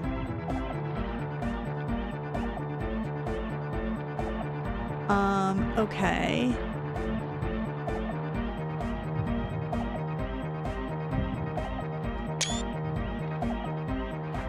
A young man with peroxide blonde hair holds up a Harman Walshy tape player, nodding along to the music. He looks at you with a knowing smile and says, as though you're supposed to be sharing some tremendous evangelical secret. Hardcore! Say nothing. Hardcore! But is it? I mean, really? Yeah! This young man adds a Egghead. capital G before the H in his yegs and args. This produces a guttural Gotwaldian accent and makes him sound more animal, more in it. Gotwaldian accent. Or maybe it's not Gotwaldian. Maybe it's Oranese. Probably an homage to Oranje, where Arno van Eyck is from. Judging by his name, could you be listening to an Arno van Eyck creation right now? So this is the famous Van Eyck I'm hearing? You know about him? He moves his mouth, but sound doesn't come out. His eyes are the size of saucers. Looks like you've rendered him speechless. You know Van Eyck? Yeah, I'm a major Eyckhead. Wow! The skinny wraith looks at you with some disbelief. So am I! So am I! He begins to shake his head so everyone would understand. Oh! Is that why they call you Egghead? Because... Egghead to the mega! The K became the G! The boy became the man! The Advent? Could there have been a right way out of this garden of forking paths, you think? You know what? They're enthusiastic about music. That's great. Go speak to Andre. I'm just annoyed. Annoyed. Okay, I'll speak to Andre. You see a youngish man bleaching the tips of his hair with a toothbrush. He puts the toothbrush down and extends his hand in greeting. Hello, I'm Andre. It's a pleasure to meet you. Oh, hey, Andre. His grip is strong, sweaty, and warm. He's trying to project and inspire confidence. Well, so far he seems charming and polite. This is my posse, Noid. The young man with earrings looks at you suspiciously. An Egghead. Egg!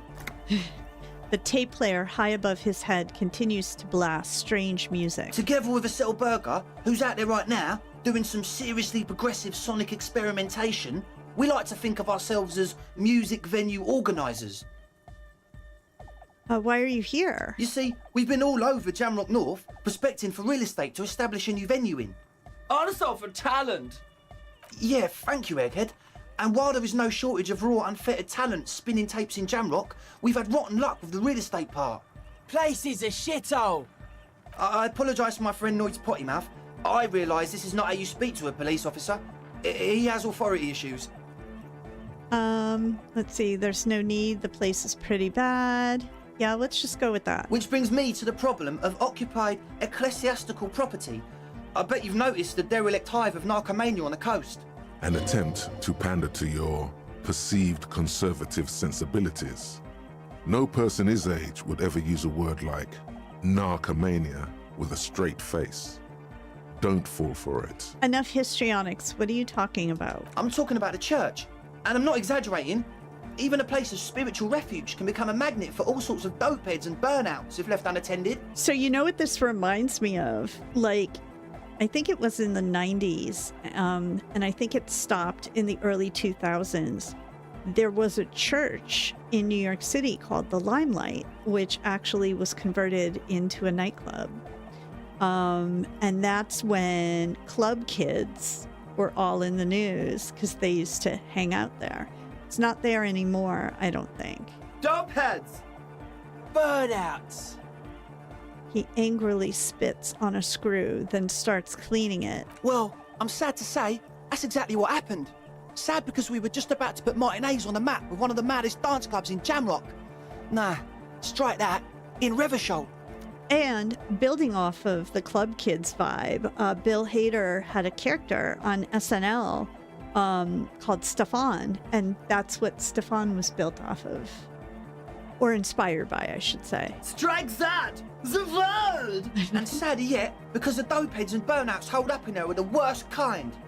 He leans back a little, watching you with a steady, serious gaze, letting you imagine just how bad those dopeheads and burnouts really are. So is he being honest with us, or is he trying to manipulate us to kick these people out of this church because they want to turn it into a club? Good. This calls for an opinion. You're an expert in those.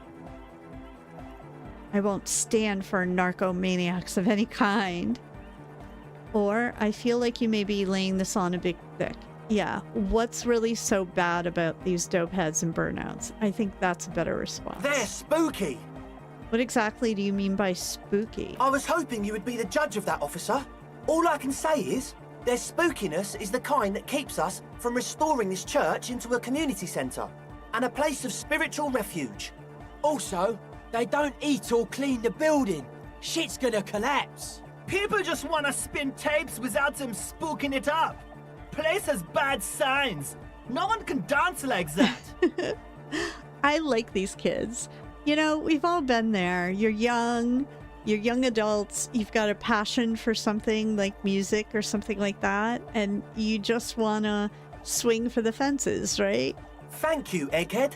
So you're gonna look into it, right? It should be a police matter. Getting them out. Whatever spooky stuff they're doing, I'm sure it's not what the Ecclesiastes meant their property for. Okay, I'll look into it. Tell me more. I'll make up my mind later. I have questions for you first. The police have more important things to do right now, kid. I'll look into it. Tell me more. All right, man. He claps his hands enthusiastically. Andre's obviously very happy you took him seriously. The whole tent is. The boys exchanged giddy looks. Let's see.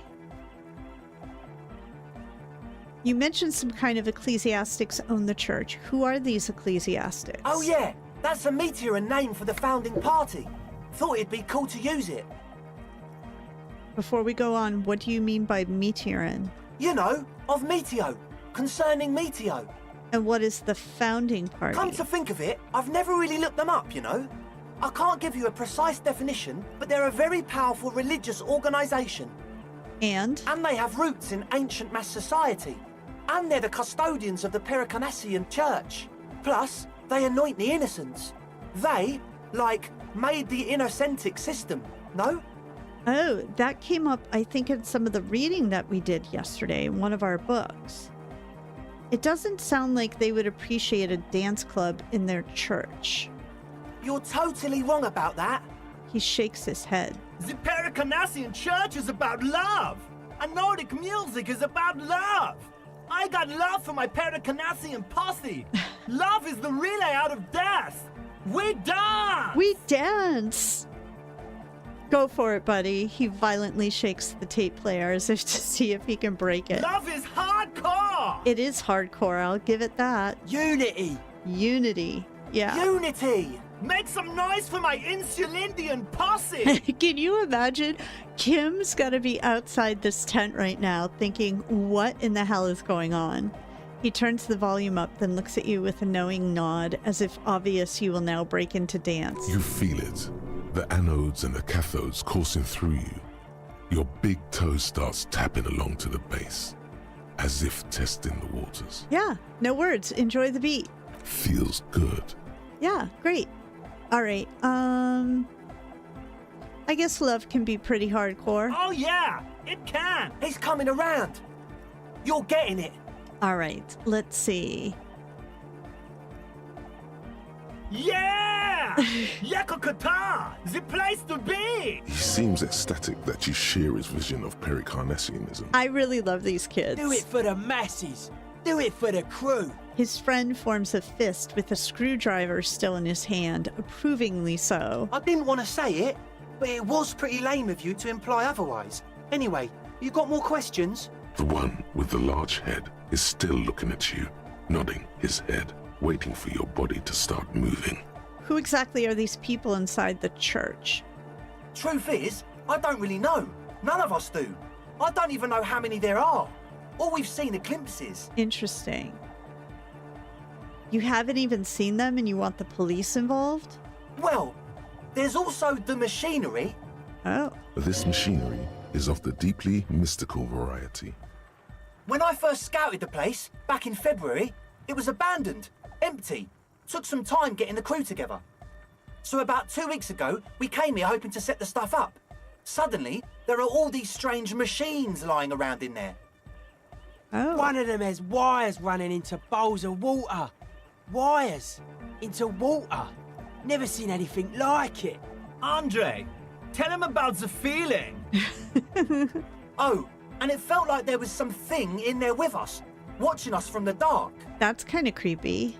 No, the other one. The other feeling. Tell him about the other feeling. Which other one? I'm not as in tune with my emotions as you are, Egg. Felt like silence. Awful silence. But you haven't physically seen anyone. Not exactly. We've just seen someone who we think is a woman go in and out of the church. A couple of times. And we felt someone or something eyeing us inside. But that's kinda it.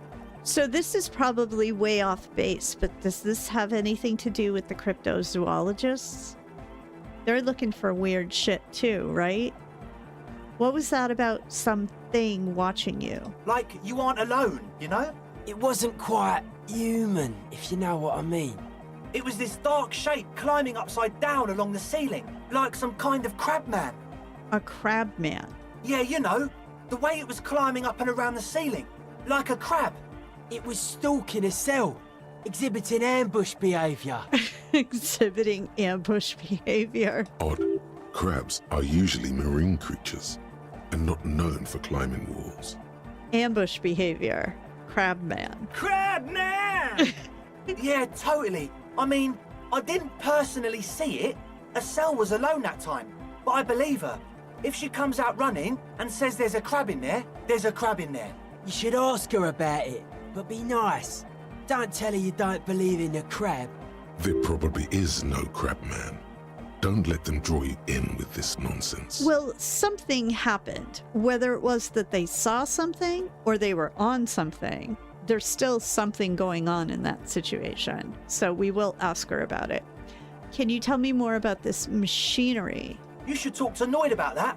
I just got a distinct burnout and dopehead sign from them. Probably jacked up to some snuff station too. Probably, very likely. Okay. So how can you be sure they're burnouts and dopeheads if you haven't even seen them? Well, honestly, I can't. But I am. Why not? Let's go with that. I don't see a single thing wrong with that argument. I'm 70% sure they're substance users. Okay. Don't let the technology fool you. He makes little quotation marks. Oh, I do that too with his fingers when he says technology. All right, let's talk about something else. Sure. What? What's the status of the church? I haven't gotten inside the building yet. I asked Noid to install a measure against more drifters wandering in. A padlock. It's a temporary fix. Just something to contain the situation. I had to do it in an hurry. Not my best work, but it should hold for a while. Well, how long have those people been locked in there? Not long. Like a week, maybe? A week? How can you be sure they haven't starved to death? I'm super sure they're alive. I mean, come on. I'm at least 90%, maybe 85% sure they're still alive. Well, that's not good enough. Somewhere in the ruinous past that led you here, there was something called exams. You may have learned the term involuntary manslaughter there. 85% is not good enough when you're dealing with another person. Let's do this one. Andre, do you know what involuntary manslaughter means? Yes, I do. I listen to Channel 8 all the time. I know about crime stuff, and I assure you, officer, this is not what's happening here. I'm at least 80% sure they're alive. I mean, come on. Most people aren't ever that alive in their entire lives. No, you're either alive or you're dead. Like, what does that even mean? I don't know. What does anything mean, really? Oh, Jesus, Andre. Oh, yeah. He looks at his friend with an expression of profound understanding. I knew you'd get it. You're one smart cop. I don't get it, but I want to keep them talking. It feels good to be the smart cop, doesn't it? Yes. That's a good cop to be. Has a nice ring to it. Smart cop. You wouldn't want to be stupid cop, now would you? But still, maybe he's just sucking up to you. He is, but I get by. Now, where was I with that padlock? He nods attentively, What ready about- to answer the questions of one smart cop. What about the key? Of course. Noid, give the officer the key. All right. The speed freak dips into his belt pack and produces a yellow key. He then makes a sudden, cool-infused move, tossing it in your general direction. Oh gosh, let's go for it. It's as if time is frozen somehow. You think you can sense the key moving in the air. Yeah, this is going to be way cool. Don't ruin the cool by overdoing it. Raise your hand in front of your face with minimum effort. Blam! Straight in the eye. Straight in the old eye orb. In the looking ball. A stabbing pain. Tears stream uncontrollably from your right eye. Oh no, we're gonna ruin it. We're gonna call him an asshole. Man, I'm super sorry. That was totally my bad. I got overexcited. Threw him too hard. I'm sorry. He looks like he's genuinely sorry. He didn't throw them better. No, I don't want to say this. He didn't. There's no such thing as eye murdering. I really am sorry, man. All right. Looks like there's quite a lot there. Whoa. That's the least you could do? Take the money? I don't need your pity money now. Where were we? The key? Okay, so we have the key. He is shifting in his spot, uncomfortably, still feeling sorry for the mishap. We were talking about the padlock, I think. Right, other questions. Sure, man. Tell us what you want to know. Let's do it. I wanted to ask you about this tent full of equipment. Yes. What? Let's see. What's with all the whatever this is? The what now? Point at the bottles of nasal spray. You have a lot of it lying around. Oh, the old Ultra. He's like an actor, looking to the souffleur for his line. I have a major sinus infection. Stuffy nose. We all do. Shit's all blasted up. Winter. Can't even breathe. You sound fine to me. Yes, that's all Nosafed's doing. Without the Noser, I'd be drowning in shit right now.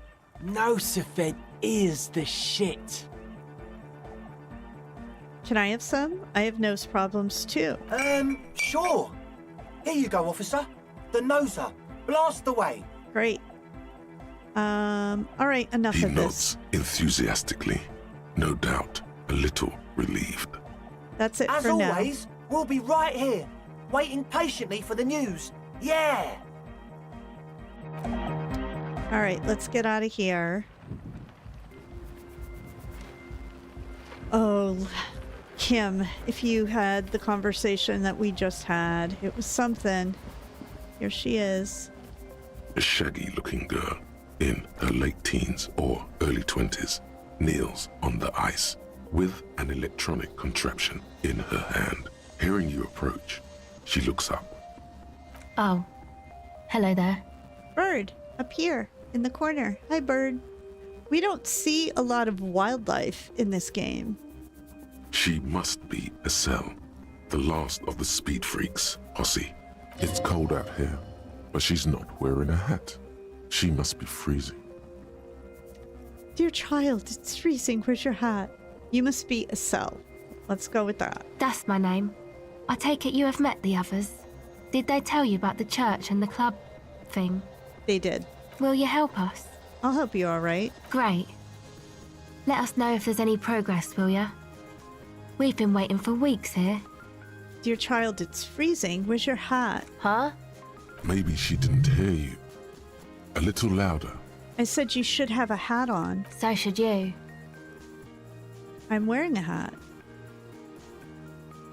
I should, and I do. Oh, I didn't notice that.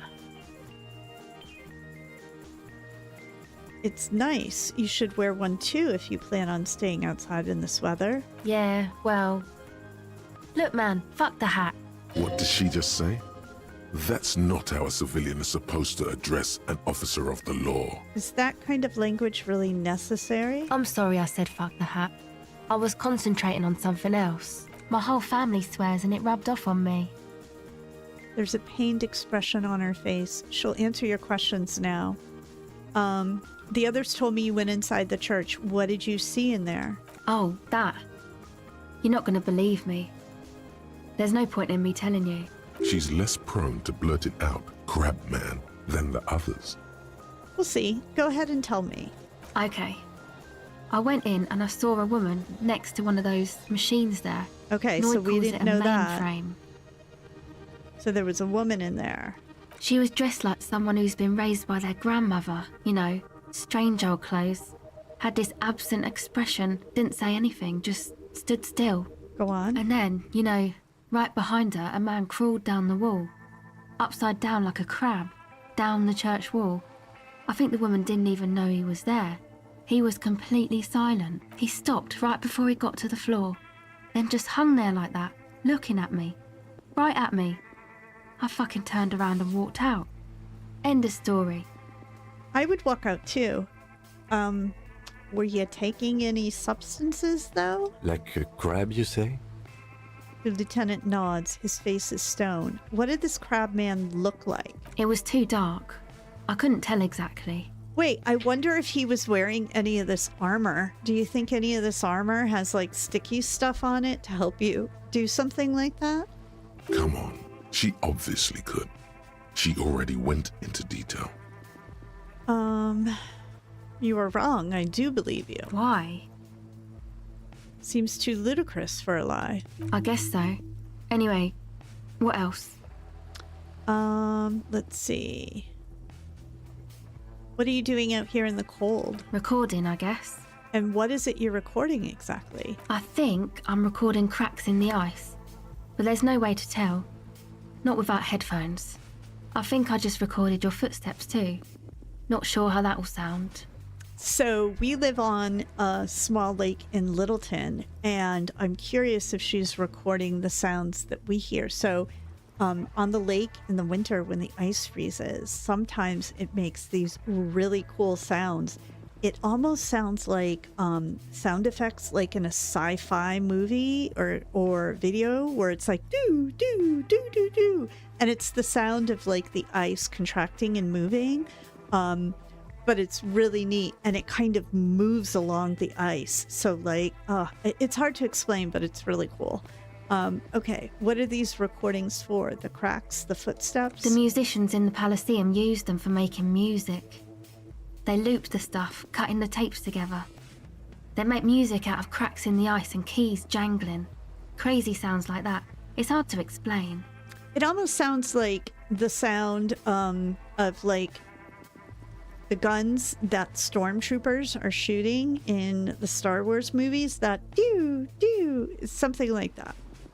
Just not. Anyway, I thought I'd make some too.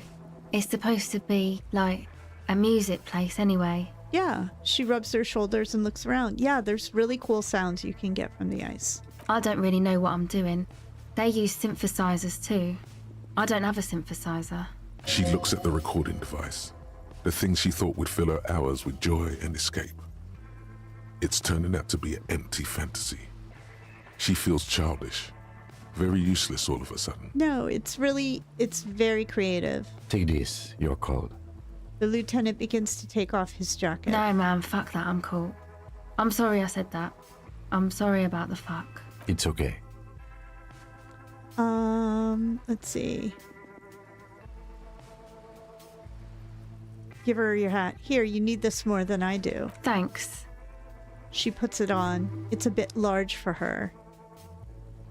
You said it's supposed to be a music place. Did you mean the one Andre's got planned? The church? Yeah, the boys think it could be a place, like the Palaceum or something. Stupid. It's really not going to be a Palaceum, that's for sure. The boys? Yeah, Andre and the guys, inside the tent. And why is that? Wait a minute. Why are you freezing out here while the boys are inside? They got too much stuff crammed in there. No room. Stuff like what? Didn't you see it yourself? It's mostly music stuff, like this tape recorder, but bigger. Why not just leave some of it outside so you don't have to freeze? That stuff is more expensive than I am. More expensive than any of us, really. Doesn't matter. I can take the cold. I had some other questions. Go ahead. Let's see. Empathy. Gave her the hat.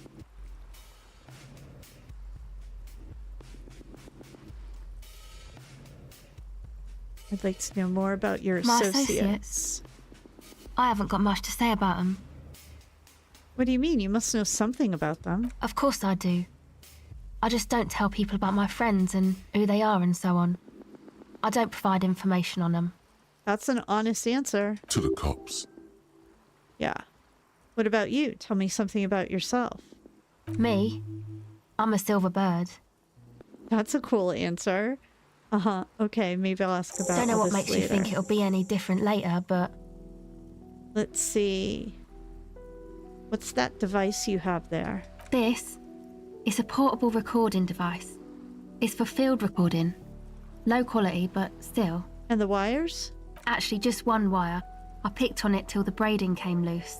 The wire leads to a contact microphone. What's a contact microphone? A contact mic records sounds from inside things, like this ice. Your mangled brain would like you to know there is a boxer called Contact Mike. Yeah, and any news on my wife's name? How about my mother? No. You're welcome. Let's see. How does that thing work? I have some non-Mike questions for you. Tell me more about the music It's place. supposed to become like a club for anodic dance music, like that new style of synthesizer stuff they play at the Palaceum. Except that, yeah. She looks at the old wooden church up on the poles. As a mean wind comes bellowing in, the 6-story structure lets out a doleful shriek. You know, anodic, cathodic, music that's made with electronic instruments. Got it. What do you need to know? Enough about the church then. Go ahead. Let's try it. The device is cold to the touch. Dang An it. angular Omicron logo. Okay. That's it for now. Bye. Okay. Let's move along. I'm surprised Kim isn't yelling at us to do that. Let's see. Painted with pastels, someone is trying to bring cheer into the world. I bet you it's her. It must have taken a lot of patience to do this.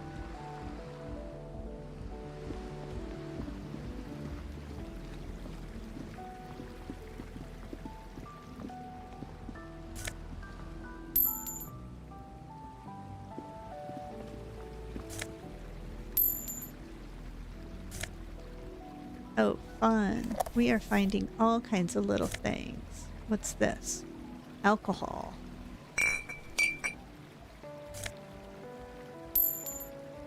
Okie dokie. Let's go this way.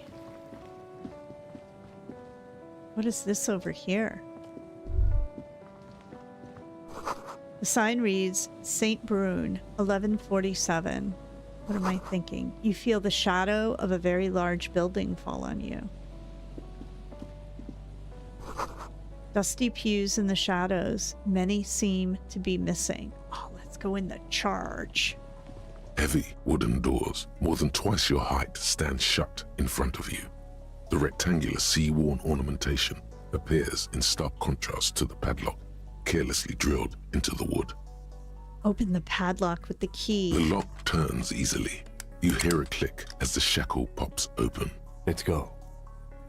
The lieutenant nods at you. Pull on the doors. As you do, you hear the echo of the doomed commercial area, its black holes and dusty machines. Then the feeling passes. A great whoosh of air rushes into the dark innards of the church, as though rushing to fill a great vacuum in the heart of the city. Look at this. That is something. What beautiful art.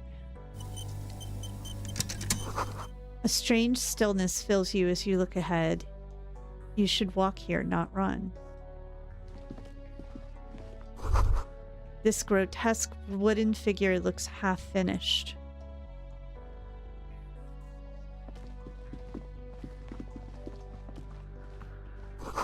The blackboard is filled with complex equations. They look recent.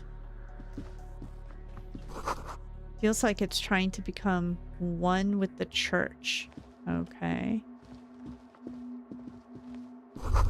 More of the forked lighting pattern you saw outside. Bark beetles? No, it looks intentional. Some long forgotten style. A prayer book has been left open.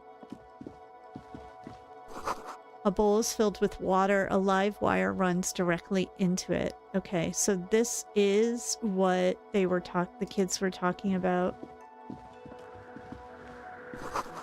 2 decks of reel-to-reel tape spinning on empty. A portable Harman Wowshy tape recorder. Is it possible it's recording something? Someone siphoning electrical current from outside into this antenna. We're not running into any people, which is concerning since there's people locked in here somewhere.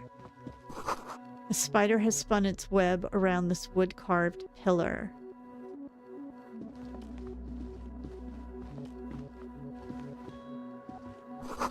A cracked pane of glass. Colorful. I want to put this in this hand. So we have some more light. That helps. A little bit. Frost has drawn flowers on the glass, obscuring the view. A figure drawn in frost on the window depicting a deer. Take all. A silk scarf. Thank you. I will... Oh, I can't. So this is 2 drama. And this is 1 pain threshold. Look at how dapper we look. I don't want to take my bow tie off. I love it.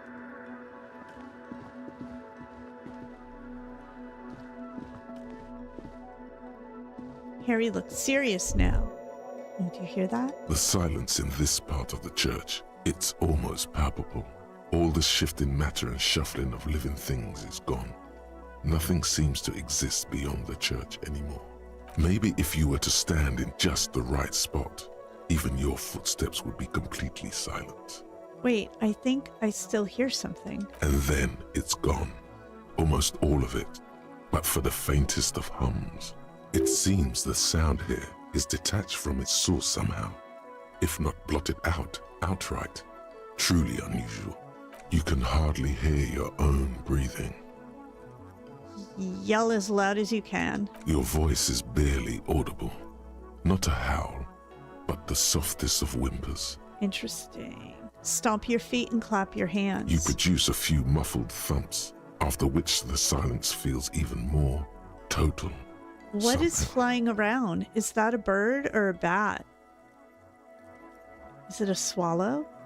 Turn to Kim. What's happening? The lieutenant points to his ears and shakes his head. Then he leans closer. Can you hear anything? Almost nothing, and it's beginning to worry me.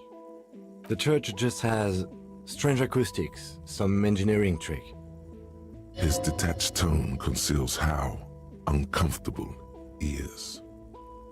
This bird likes us. Maybe the church was designed this way to prevent boisterous activity, singing and dancing on its premises.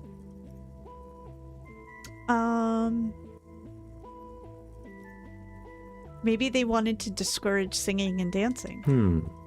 Could be. He doesn't seem entirely convinced, though. So then this wouldn't be a good place to have as a dance club. Unless these wires are doing something to impact sound. The orderly rows of ceiling panels become barely visible. then disappear completely in the darkness of the tower overhead. Try to see beyond the shadows.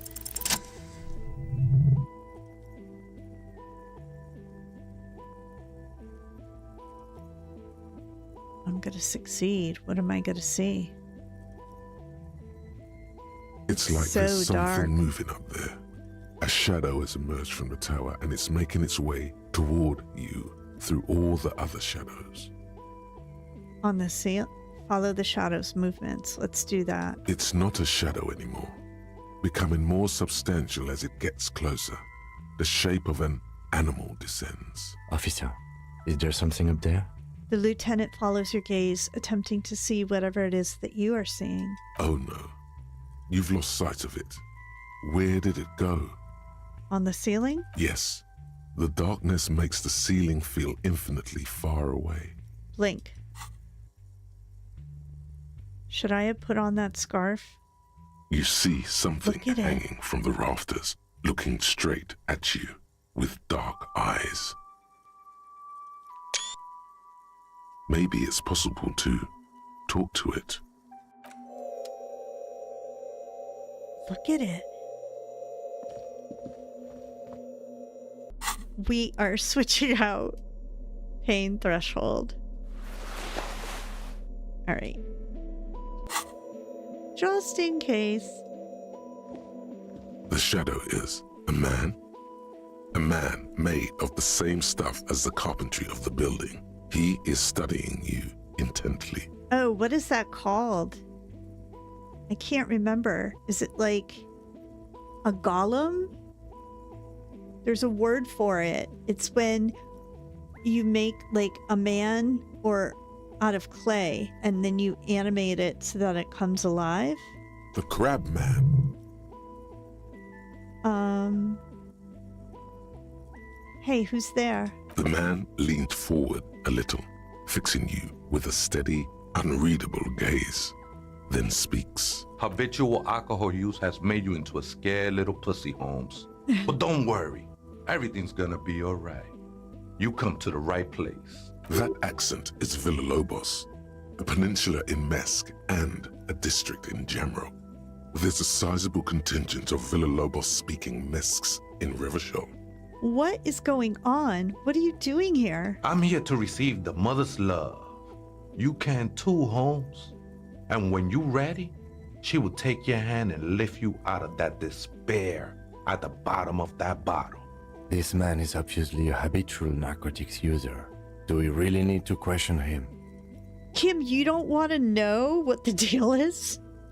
I'm put off by this religious stuff, he thinks. And maybe the ceiling climbing, too.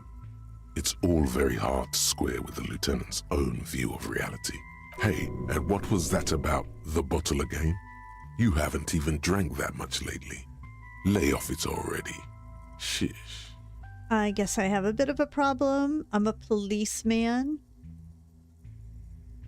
And I need to talk to you about police things. I don't know anything about alcohol use. No, we're going to be honest. I guess I have a bit of a problem and it's been getting out of hand lately, but... Está crudo, way. I see deep inside you. Your body and your spirit are suffering greatly from overindulgence. And you don't even know it. Oh, I'm very in touch with my suffering. Not all of it. I was like you once. You don't know all the havoc El Vino is wrecking on your mind and your spirit. Necesita parar, homie. Yeah? You know, actually, since we're here, you may want to pay attention to what the ceiling climber is saying. Thanks, Kim. If the lieutenant agrees, then maybe, just maybe, you should pay attention. Yeah. All right. Let's do it. You, Crabman! You don't tell us what to do! Tell him! No, we're not doing that. Let's see. For some reason, I feel like you have a point there. Don't trust me. Trust the mother. I'm only the messenger, Holmes. His voice echoes in the cold air of the church. This is the Church of the Mother of Silence. You are welcome here. He sways gently on the beams, waiting for you to take it all in. You have no idea what the fuck he's talking about. Is he just trying to throw you off your game? Let's see. You must be the crab man. Never known myself to be a crab. But if that's the name you got for me, I won't stop you from using it. Let's see. Hey, it's your neighbors who came up with this name, not me. I always thought of myself more like a flame, flickering along the rafters and beams. It may be that I gotta work on my technique. That's not the only technique he's working on. Look at those carved sculptures. And is that a satchel of tools over there? Wait, did you also carve all those sculptures? Sure am. Whittling wood used to be something I just did to busy my hands. Now I use those same hands in service of something greater than my own restlessness. I'm very intrigued by this character. Let's see. Sematad derivative? No, we're not saying that. You're promoting the objectification of women with your reactionary depiction of female bodies. You've got some nice curves going there. Let's see. Let's go with that. It's all just for the mother, man. No need to overthink it. What were you before you became a crab man and a wood carver? I was in a gangway, but my memories of that time are fading. Most of them are already gone. Let's see. So many people losing their memory. I lost my memory too, and it haunts me. No, man. You gotta let that shit go. Then the mother's light touch will fill you with rapture. Do you remember your name, sir? The lieutenant is not particularly interested in this information. He's just trying to assert some control over the conversation. Tiago's my name, but those syllables don't mean much to me these days. A name isn't just your identity, but also, so to speak, your place amongst your fellows, your place in the world. I ain't got no use for such a place anymore. Some people say that your name is a very powerful thing that you shouldn't just hand out freely to people. And now I'm going to do basically just that and say, my name's Harry. That's just the thing, Holmes. None of that matters. He ignores your hand, his limbs a mere shadow below the ceiling. What are you doing here? This is a special place. There's a perforation in the world up there. A way out into nothingness. This church was built around it for purposes of veneration. I circled it, nurtured by the silence bestowed by the mother. One of these days, I'll be pure enough to go drink from it directly. What will happen once you drink from this perforation? I will be incinerated, but not destroyed. Finally, I won with the state of the world before reality began. Right. That sounds a bit like substitution behavior, no? You know a thing or two about that. I still don't understand. Who's the mother of silence you keep talking about? Oh, that's no simple question, Essa. She is one who can be painted or sculpted. She is a cavity in the dark beyond sense. She saved me, but I couldn't describe her to you. No one can, Holmes, and no one ever will. You sure you didn't just switch one drug for another? It's not like that at all, man. It's just faith and joyful service. Faith is a kind of drug. I heard that before, Way, and I know I can't convince you on the spot. But think, when's the last time you woke up from silent communion with a hangover, regretting what you did last night? There are drugs darker than alcohol circling your system. I guess you have a point. I know it will take time. Don't sweat it. I still don't understand what I know it will take time. Don't sweat it. Okay. I still don't understand what you're doing in the church. I'm a seraph, Holmes. I sing the mother's glory. It doesn't really make sense for you to sing if she's the mother of silence. I don't mean literal singing, Holmes. This is the mother of silence we're talking about. It's the singing of a burning heart. Very poetic. You may be thinking, but fire crackles. No, Holmes. That's the material that's burning. The flames themselves are without sound. That's true. How did you even find this place, this church? Hard to say. I think I did some construction work here, back when I still had material worries. Up there, I realized what the true purpose of the church was. Been spending a lot of time here ever since. The past is nothing to me now, eh? It didn't belong to me. Is this your scarf laying around? I think it was.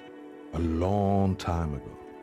I had to share it like a skin to get closer to the center of the silence. You could have it. I don't need it anymore. Right. I had other The questions. sinewy figure lingers on the wooden beams, blending into the shadows. You've been here a long time. Do you know why the church was abandoned? Police raid a while back. Why would the police raid a church? Did you witness it? Not really.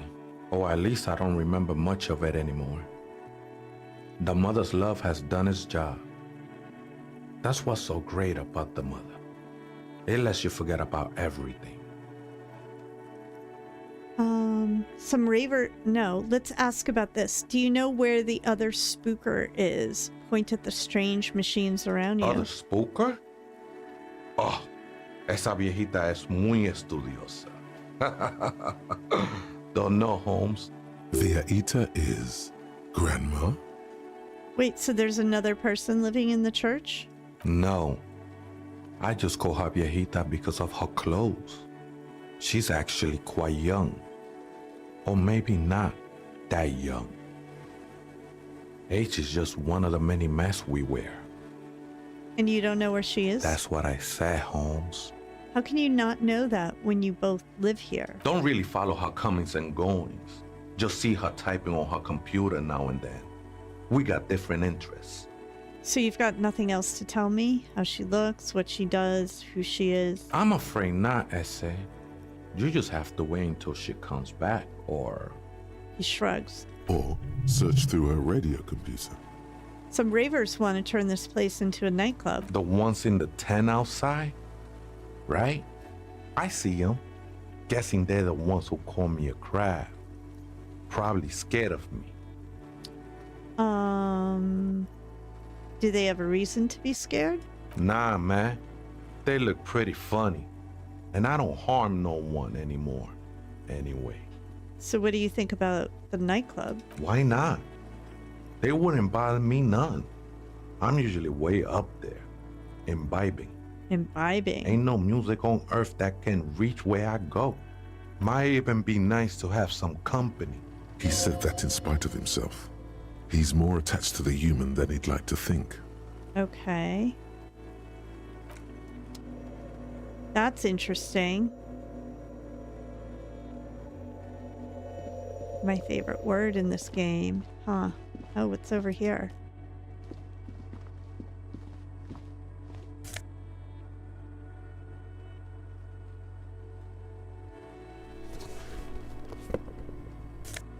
Money.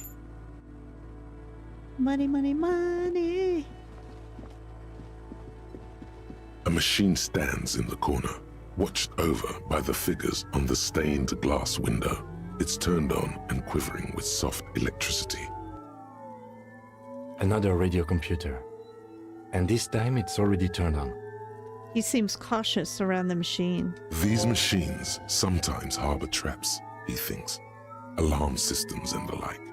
Let's be careful. We should leave.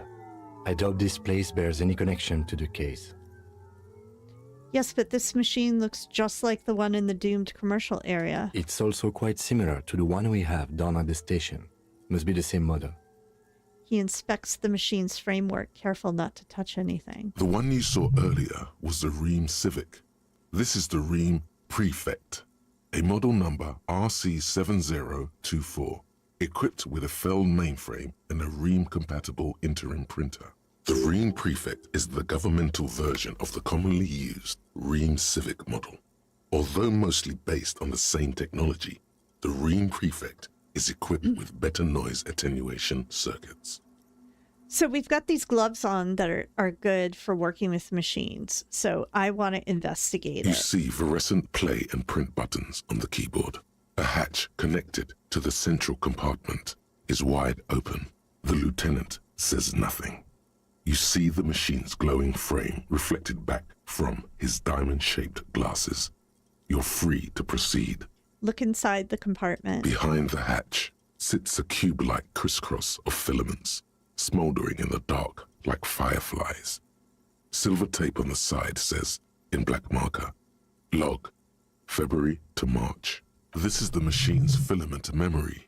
Press play to access its contents. Press play. The speaker comes to life.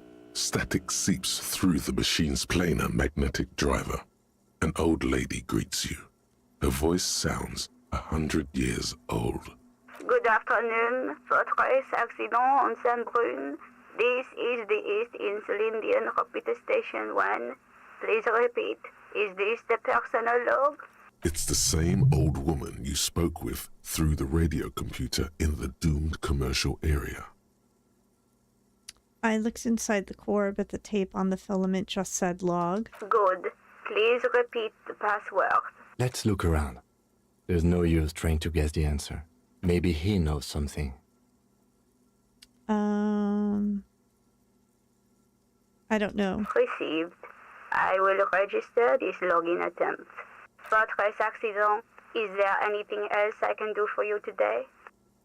Let's see. Goodbye, votre accident. The machine's keyboard is still illuminated, revealing fluorescent play and print buttons. Press print. Nothing happens. Okay. Leave. All right. So that got us nowhere. What is this? In white, silver, and apricot faience, the young mother of humanism stands above you. A crack runs across her body. She is impossibly tall, oval-faced and sad. A dark and radiant majesty. It's beautiful, isn't it? This is her innocence, Dolores Day. Ah. Cradled in her arms are a pair of glowing lungs, clearly visible from underneath her flowing dress. You should kneel. Let's surprise Kim and let's kneel. Your knees touch the floor. The floorboards are hard and cold. There you kneel among the snowdrifts, diffuse light falling on your hands from beyond the glass. The world is silent, but for the creaks and cracks of the massive wooden structure behind you. It covers you from the wind outside. The ocean feels distant, its ebb and flow blocked off by the centuries-old pinewood sarcophagus around you. In the darkness, you sense her eyes on you, inspecting you with their multicolored glass, as if you're a bug under a microscope. Open your eyes. The woman looks down at you, kneeling. She towers among her followers, architects, laymen, courtiers.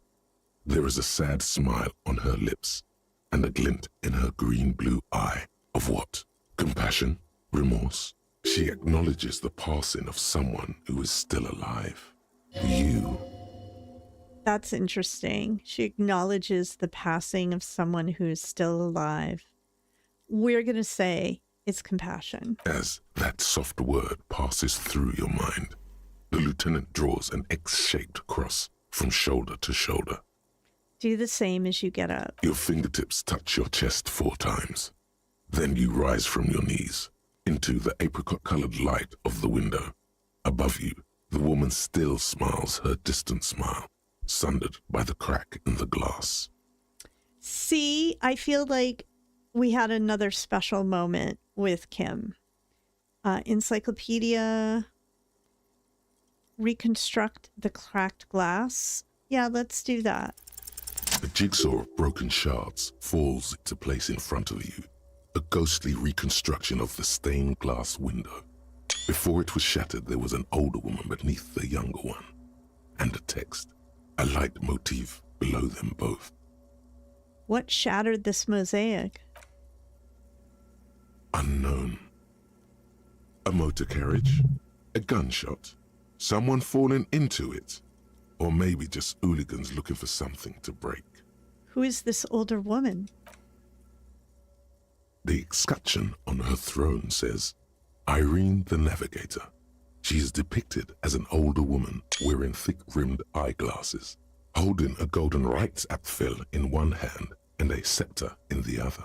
This is the queen her innocence day advised. Above, she herself is whole. Okay. Small figures of wise men, common men, worshippers walk up the stairs to stand at her feet. Secret servicemen, farriers, stand in a row guarding her. It must have taken years to produce this work in all its dizzying detail. The motto, what does it say? Below both women, in luminous black letters, Après la vie, mort. Après la mort, la vie de nouveau. I don't know French. And then, along the left side, Après le monde, la gré. Après le gré, le monde de nouveau. Le monde de nouveau. I love French, but I suck at it. After life, death. After death, life again. After the world, the pale. After the pale, the world again. This is the great leitmotif of humanism, a summary of the effect of the discovery of this isola, the Insulindian, on human thinking. A tremendous sea change akin to finding life after death. Lieutenant, this used to say after life, death. Death, life again. After the world, the pale. After the pale, the world again. This exaltation is common in Dolorian sacralism. In the early years, it was even incorporated as the RCM slogan. No more, however. Why? It was deemed subservient to use a strongly moral intern-related motto. We already suspected of bootlicking. The sentence was also seen as too feminine. It was a macho thing. What is the RCM motto now? Justice, union, prudence, and force. I like the other one better. Yeah, this is blah. So do I. Oh, see that? We are bonding with our partner. The mother of humanism towers above you, a wax painting on a cracked pane of glass. Nothing has changed in her expression. This is Dolores Day. The old woman in the village was right. This must be the Dolorian Church of Humanity in Martinez, or the Small Pinewood Church in some records. You knew of the place? It's a minor landmark, not easy to find. Most maps misplace it. It was built not long after Revachol's founding, 300 or so years ago, by first-generation settlers. Oh. On the coast of an uninhabited archipelago where only animals had roamed before, in the wild reeds. What else do you know? Okidodo. Okay. Whoops. Despite the damage you've done to yourself, the title appears lodged in your hippocampus. This is Her Innocence, Dolores Day. Yeah, we read about her yesterday. The innocence of humanism, internationalism, and the welfare state. Perhaps the most famous human being ever to have lived. No amount of Commodore Red can wipe her sad smile from your brain thing. It has survived the deluge and haunts you still, and will haunt you forever, as it haunts all men.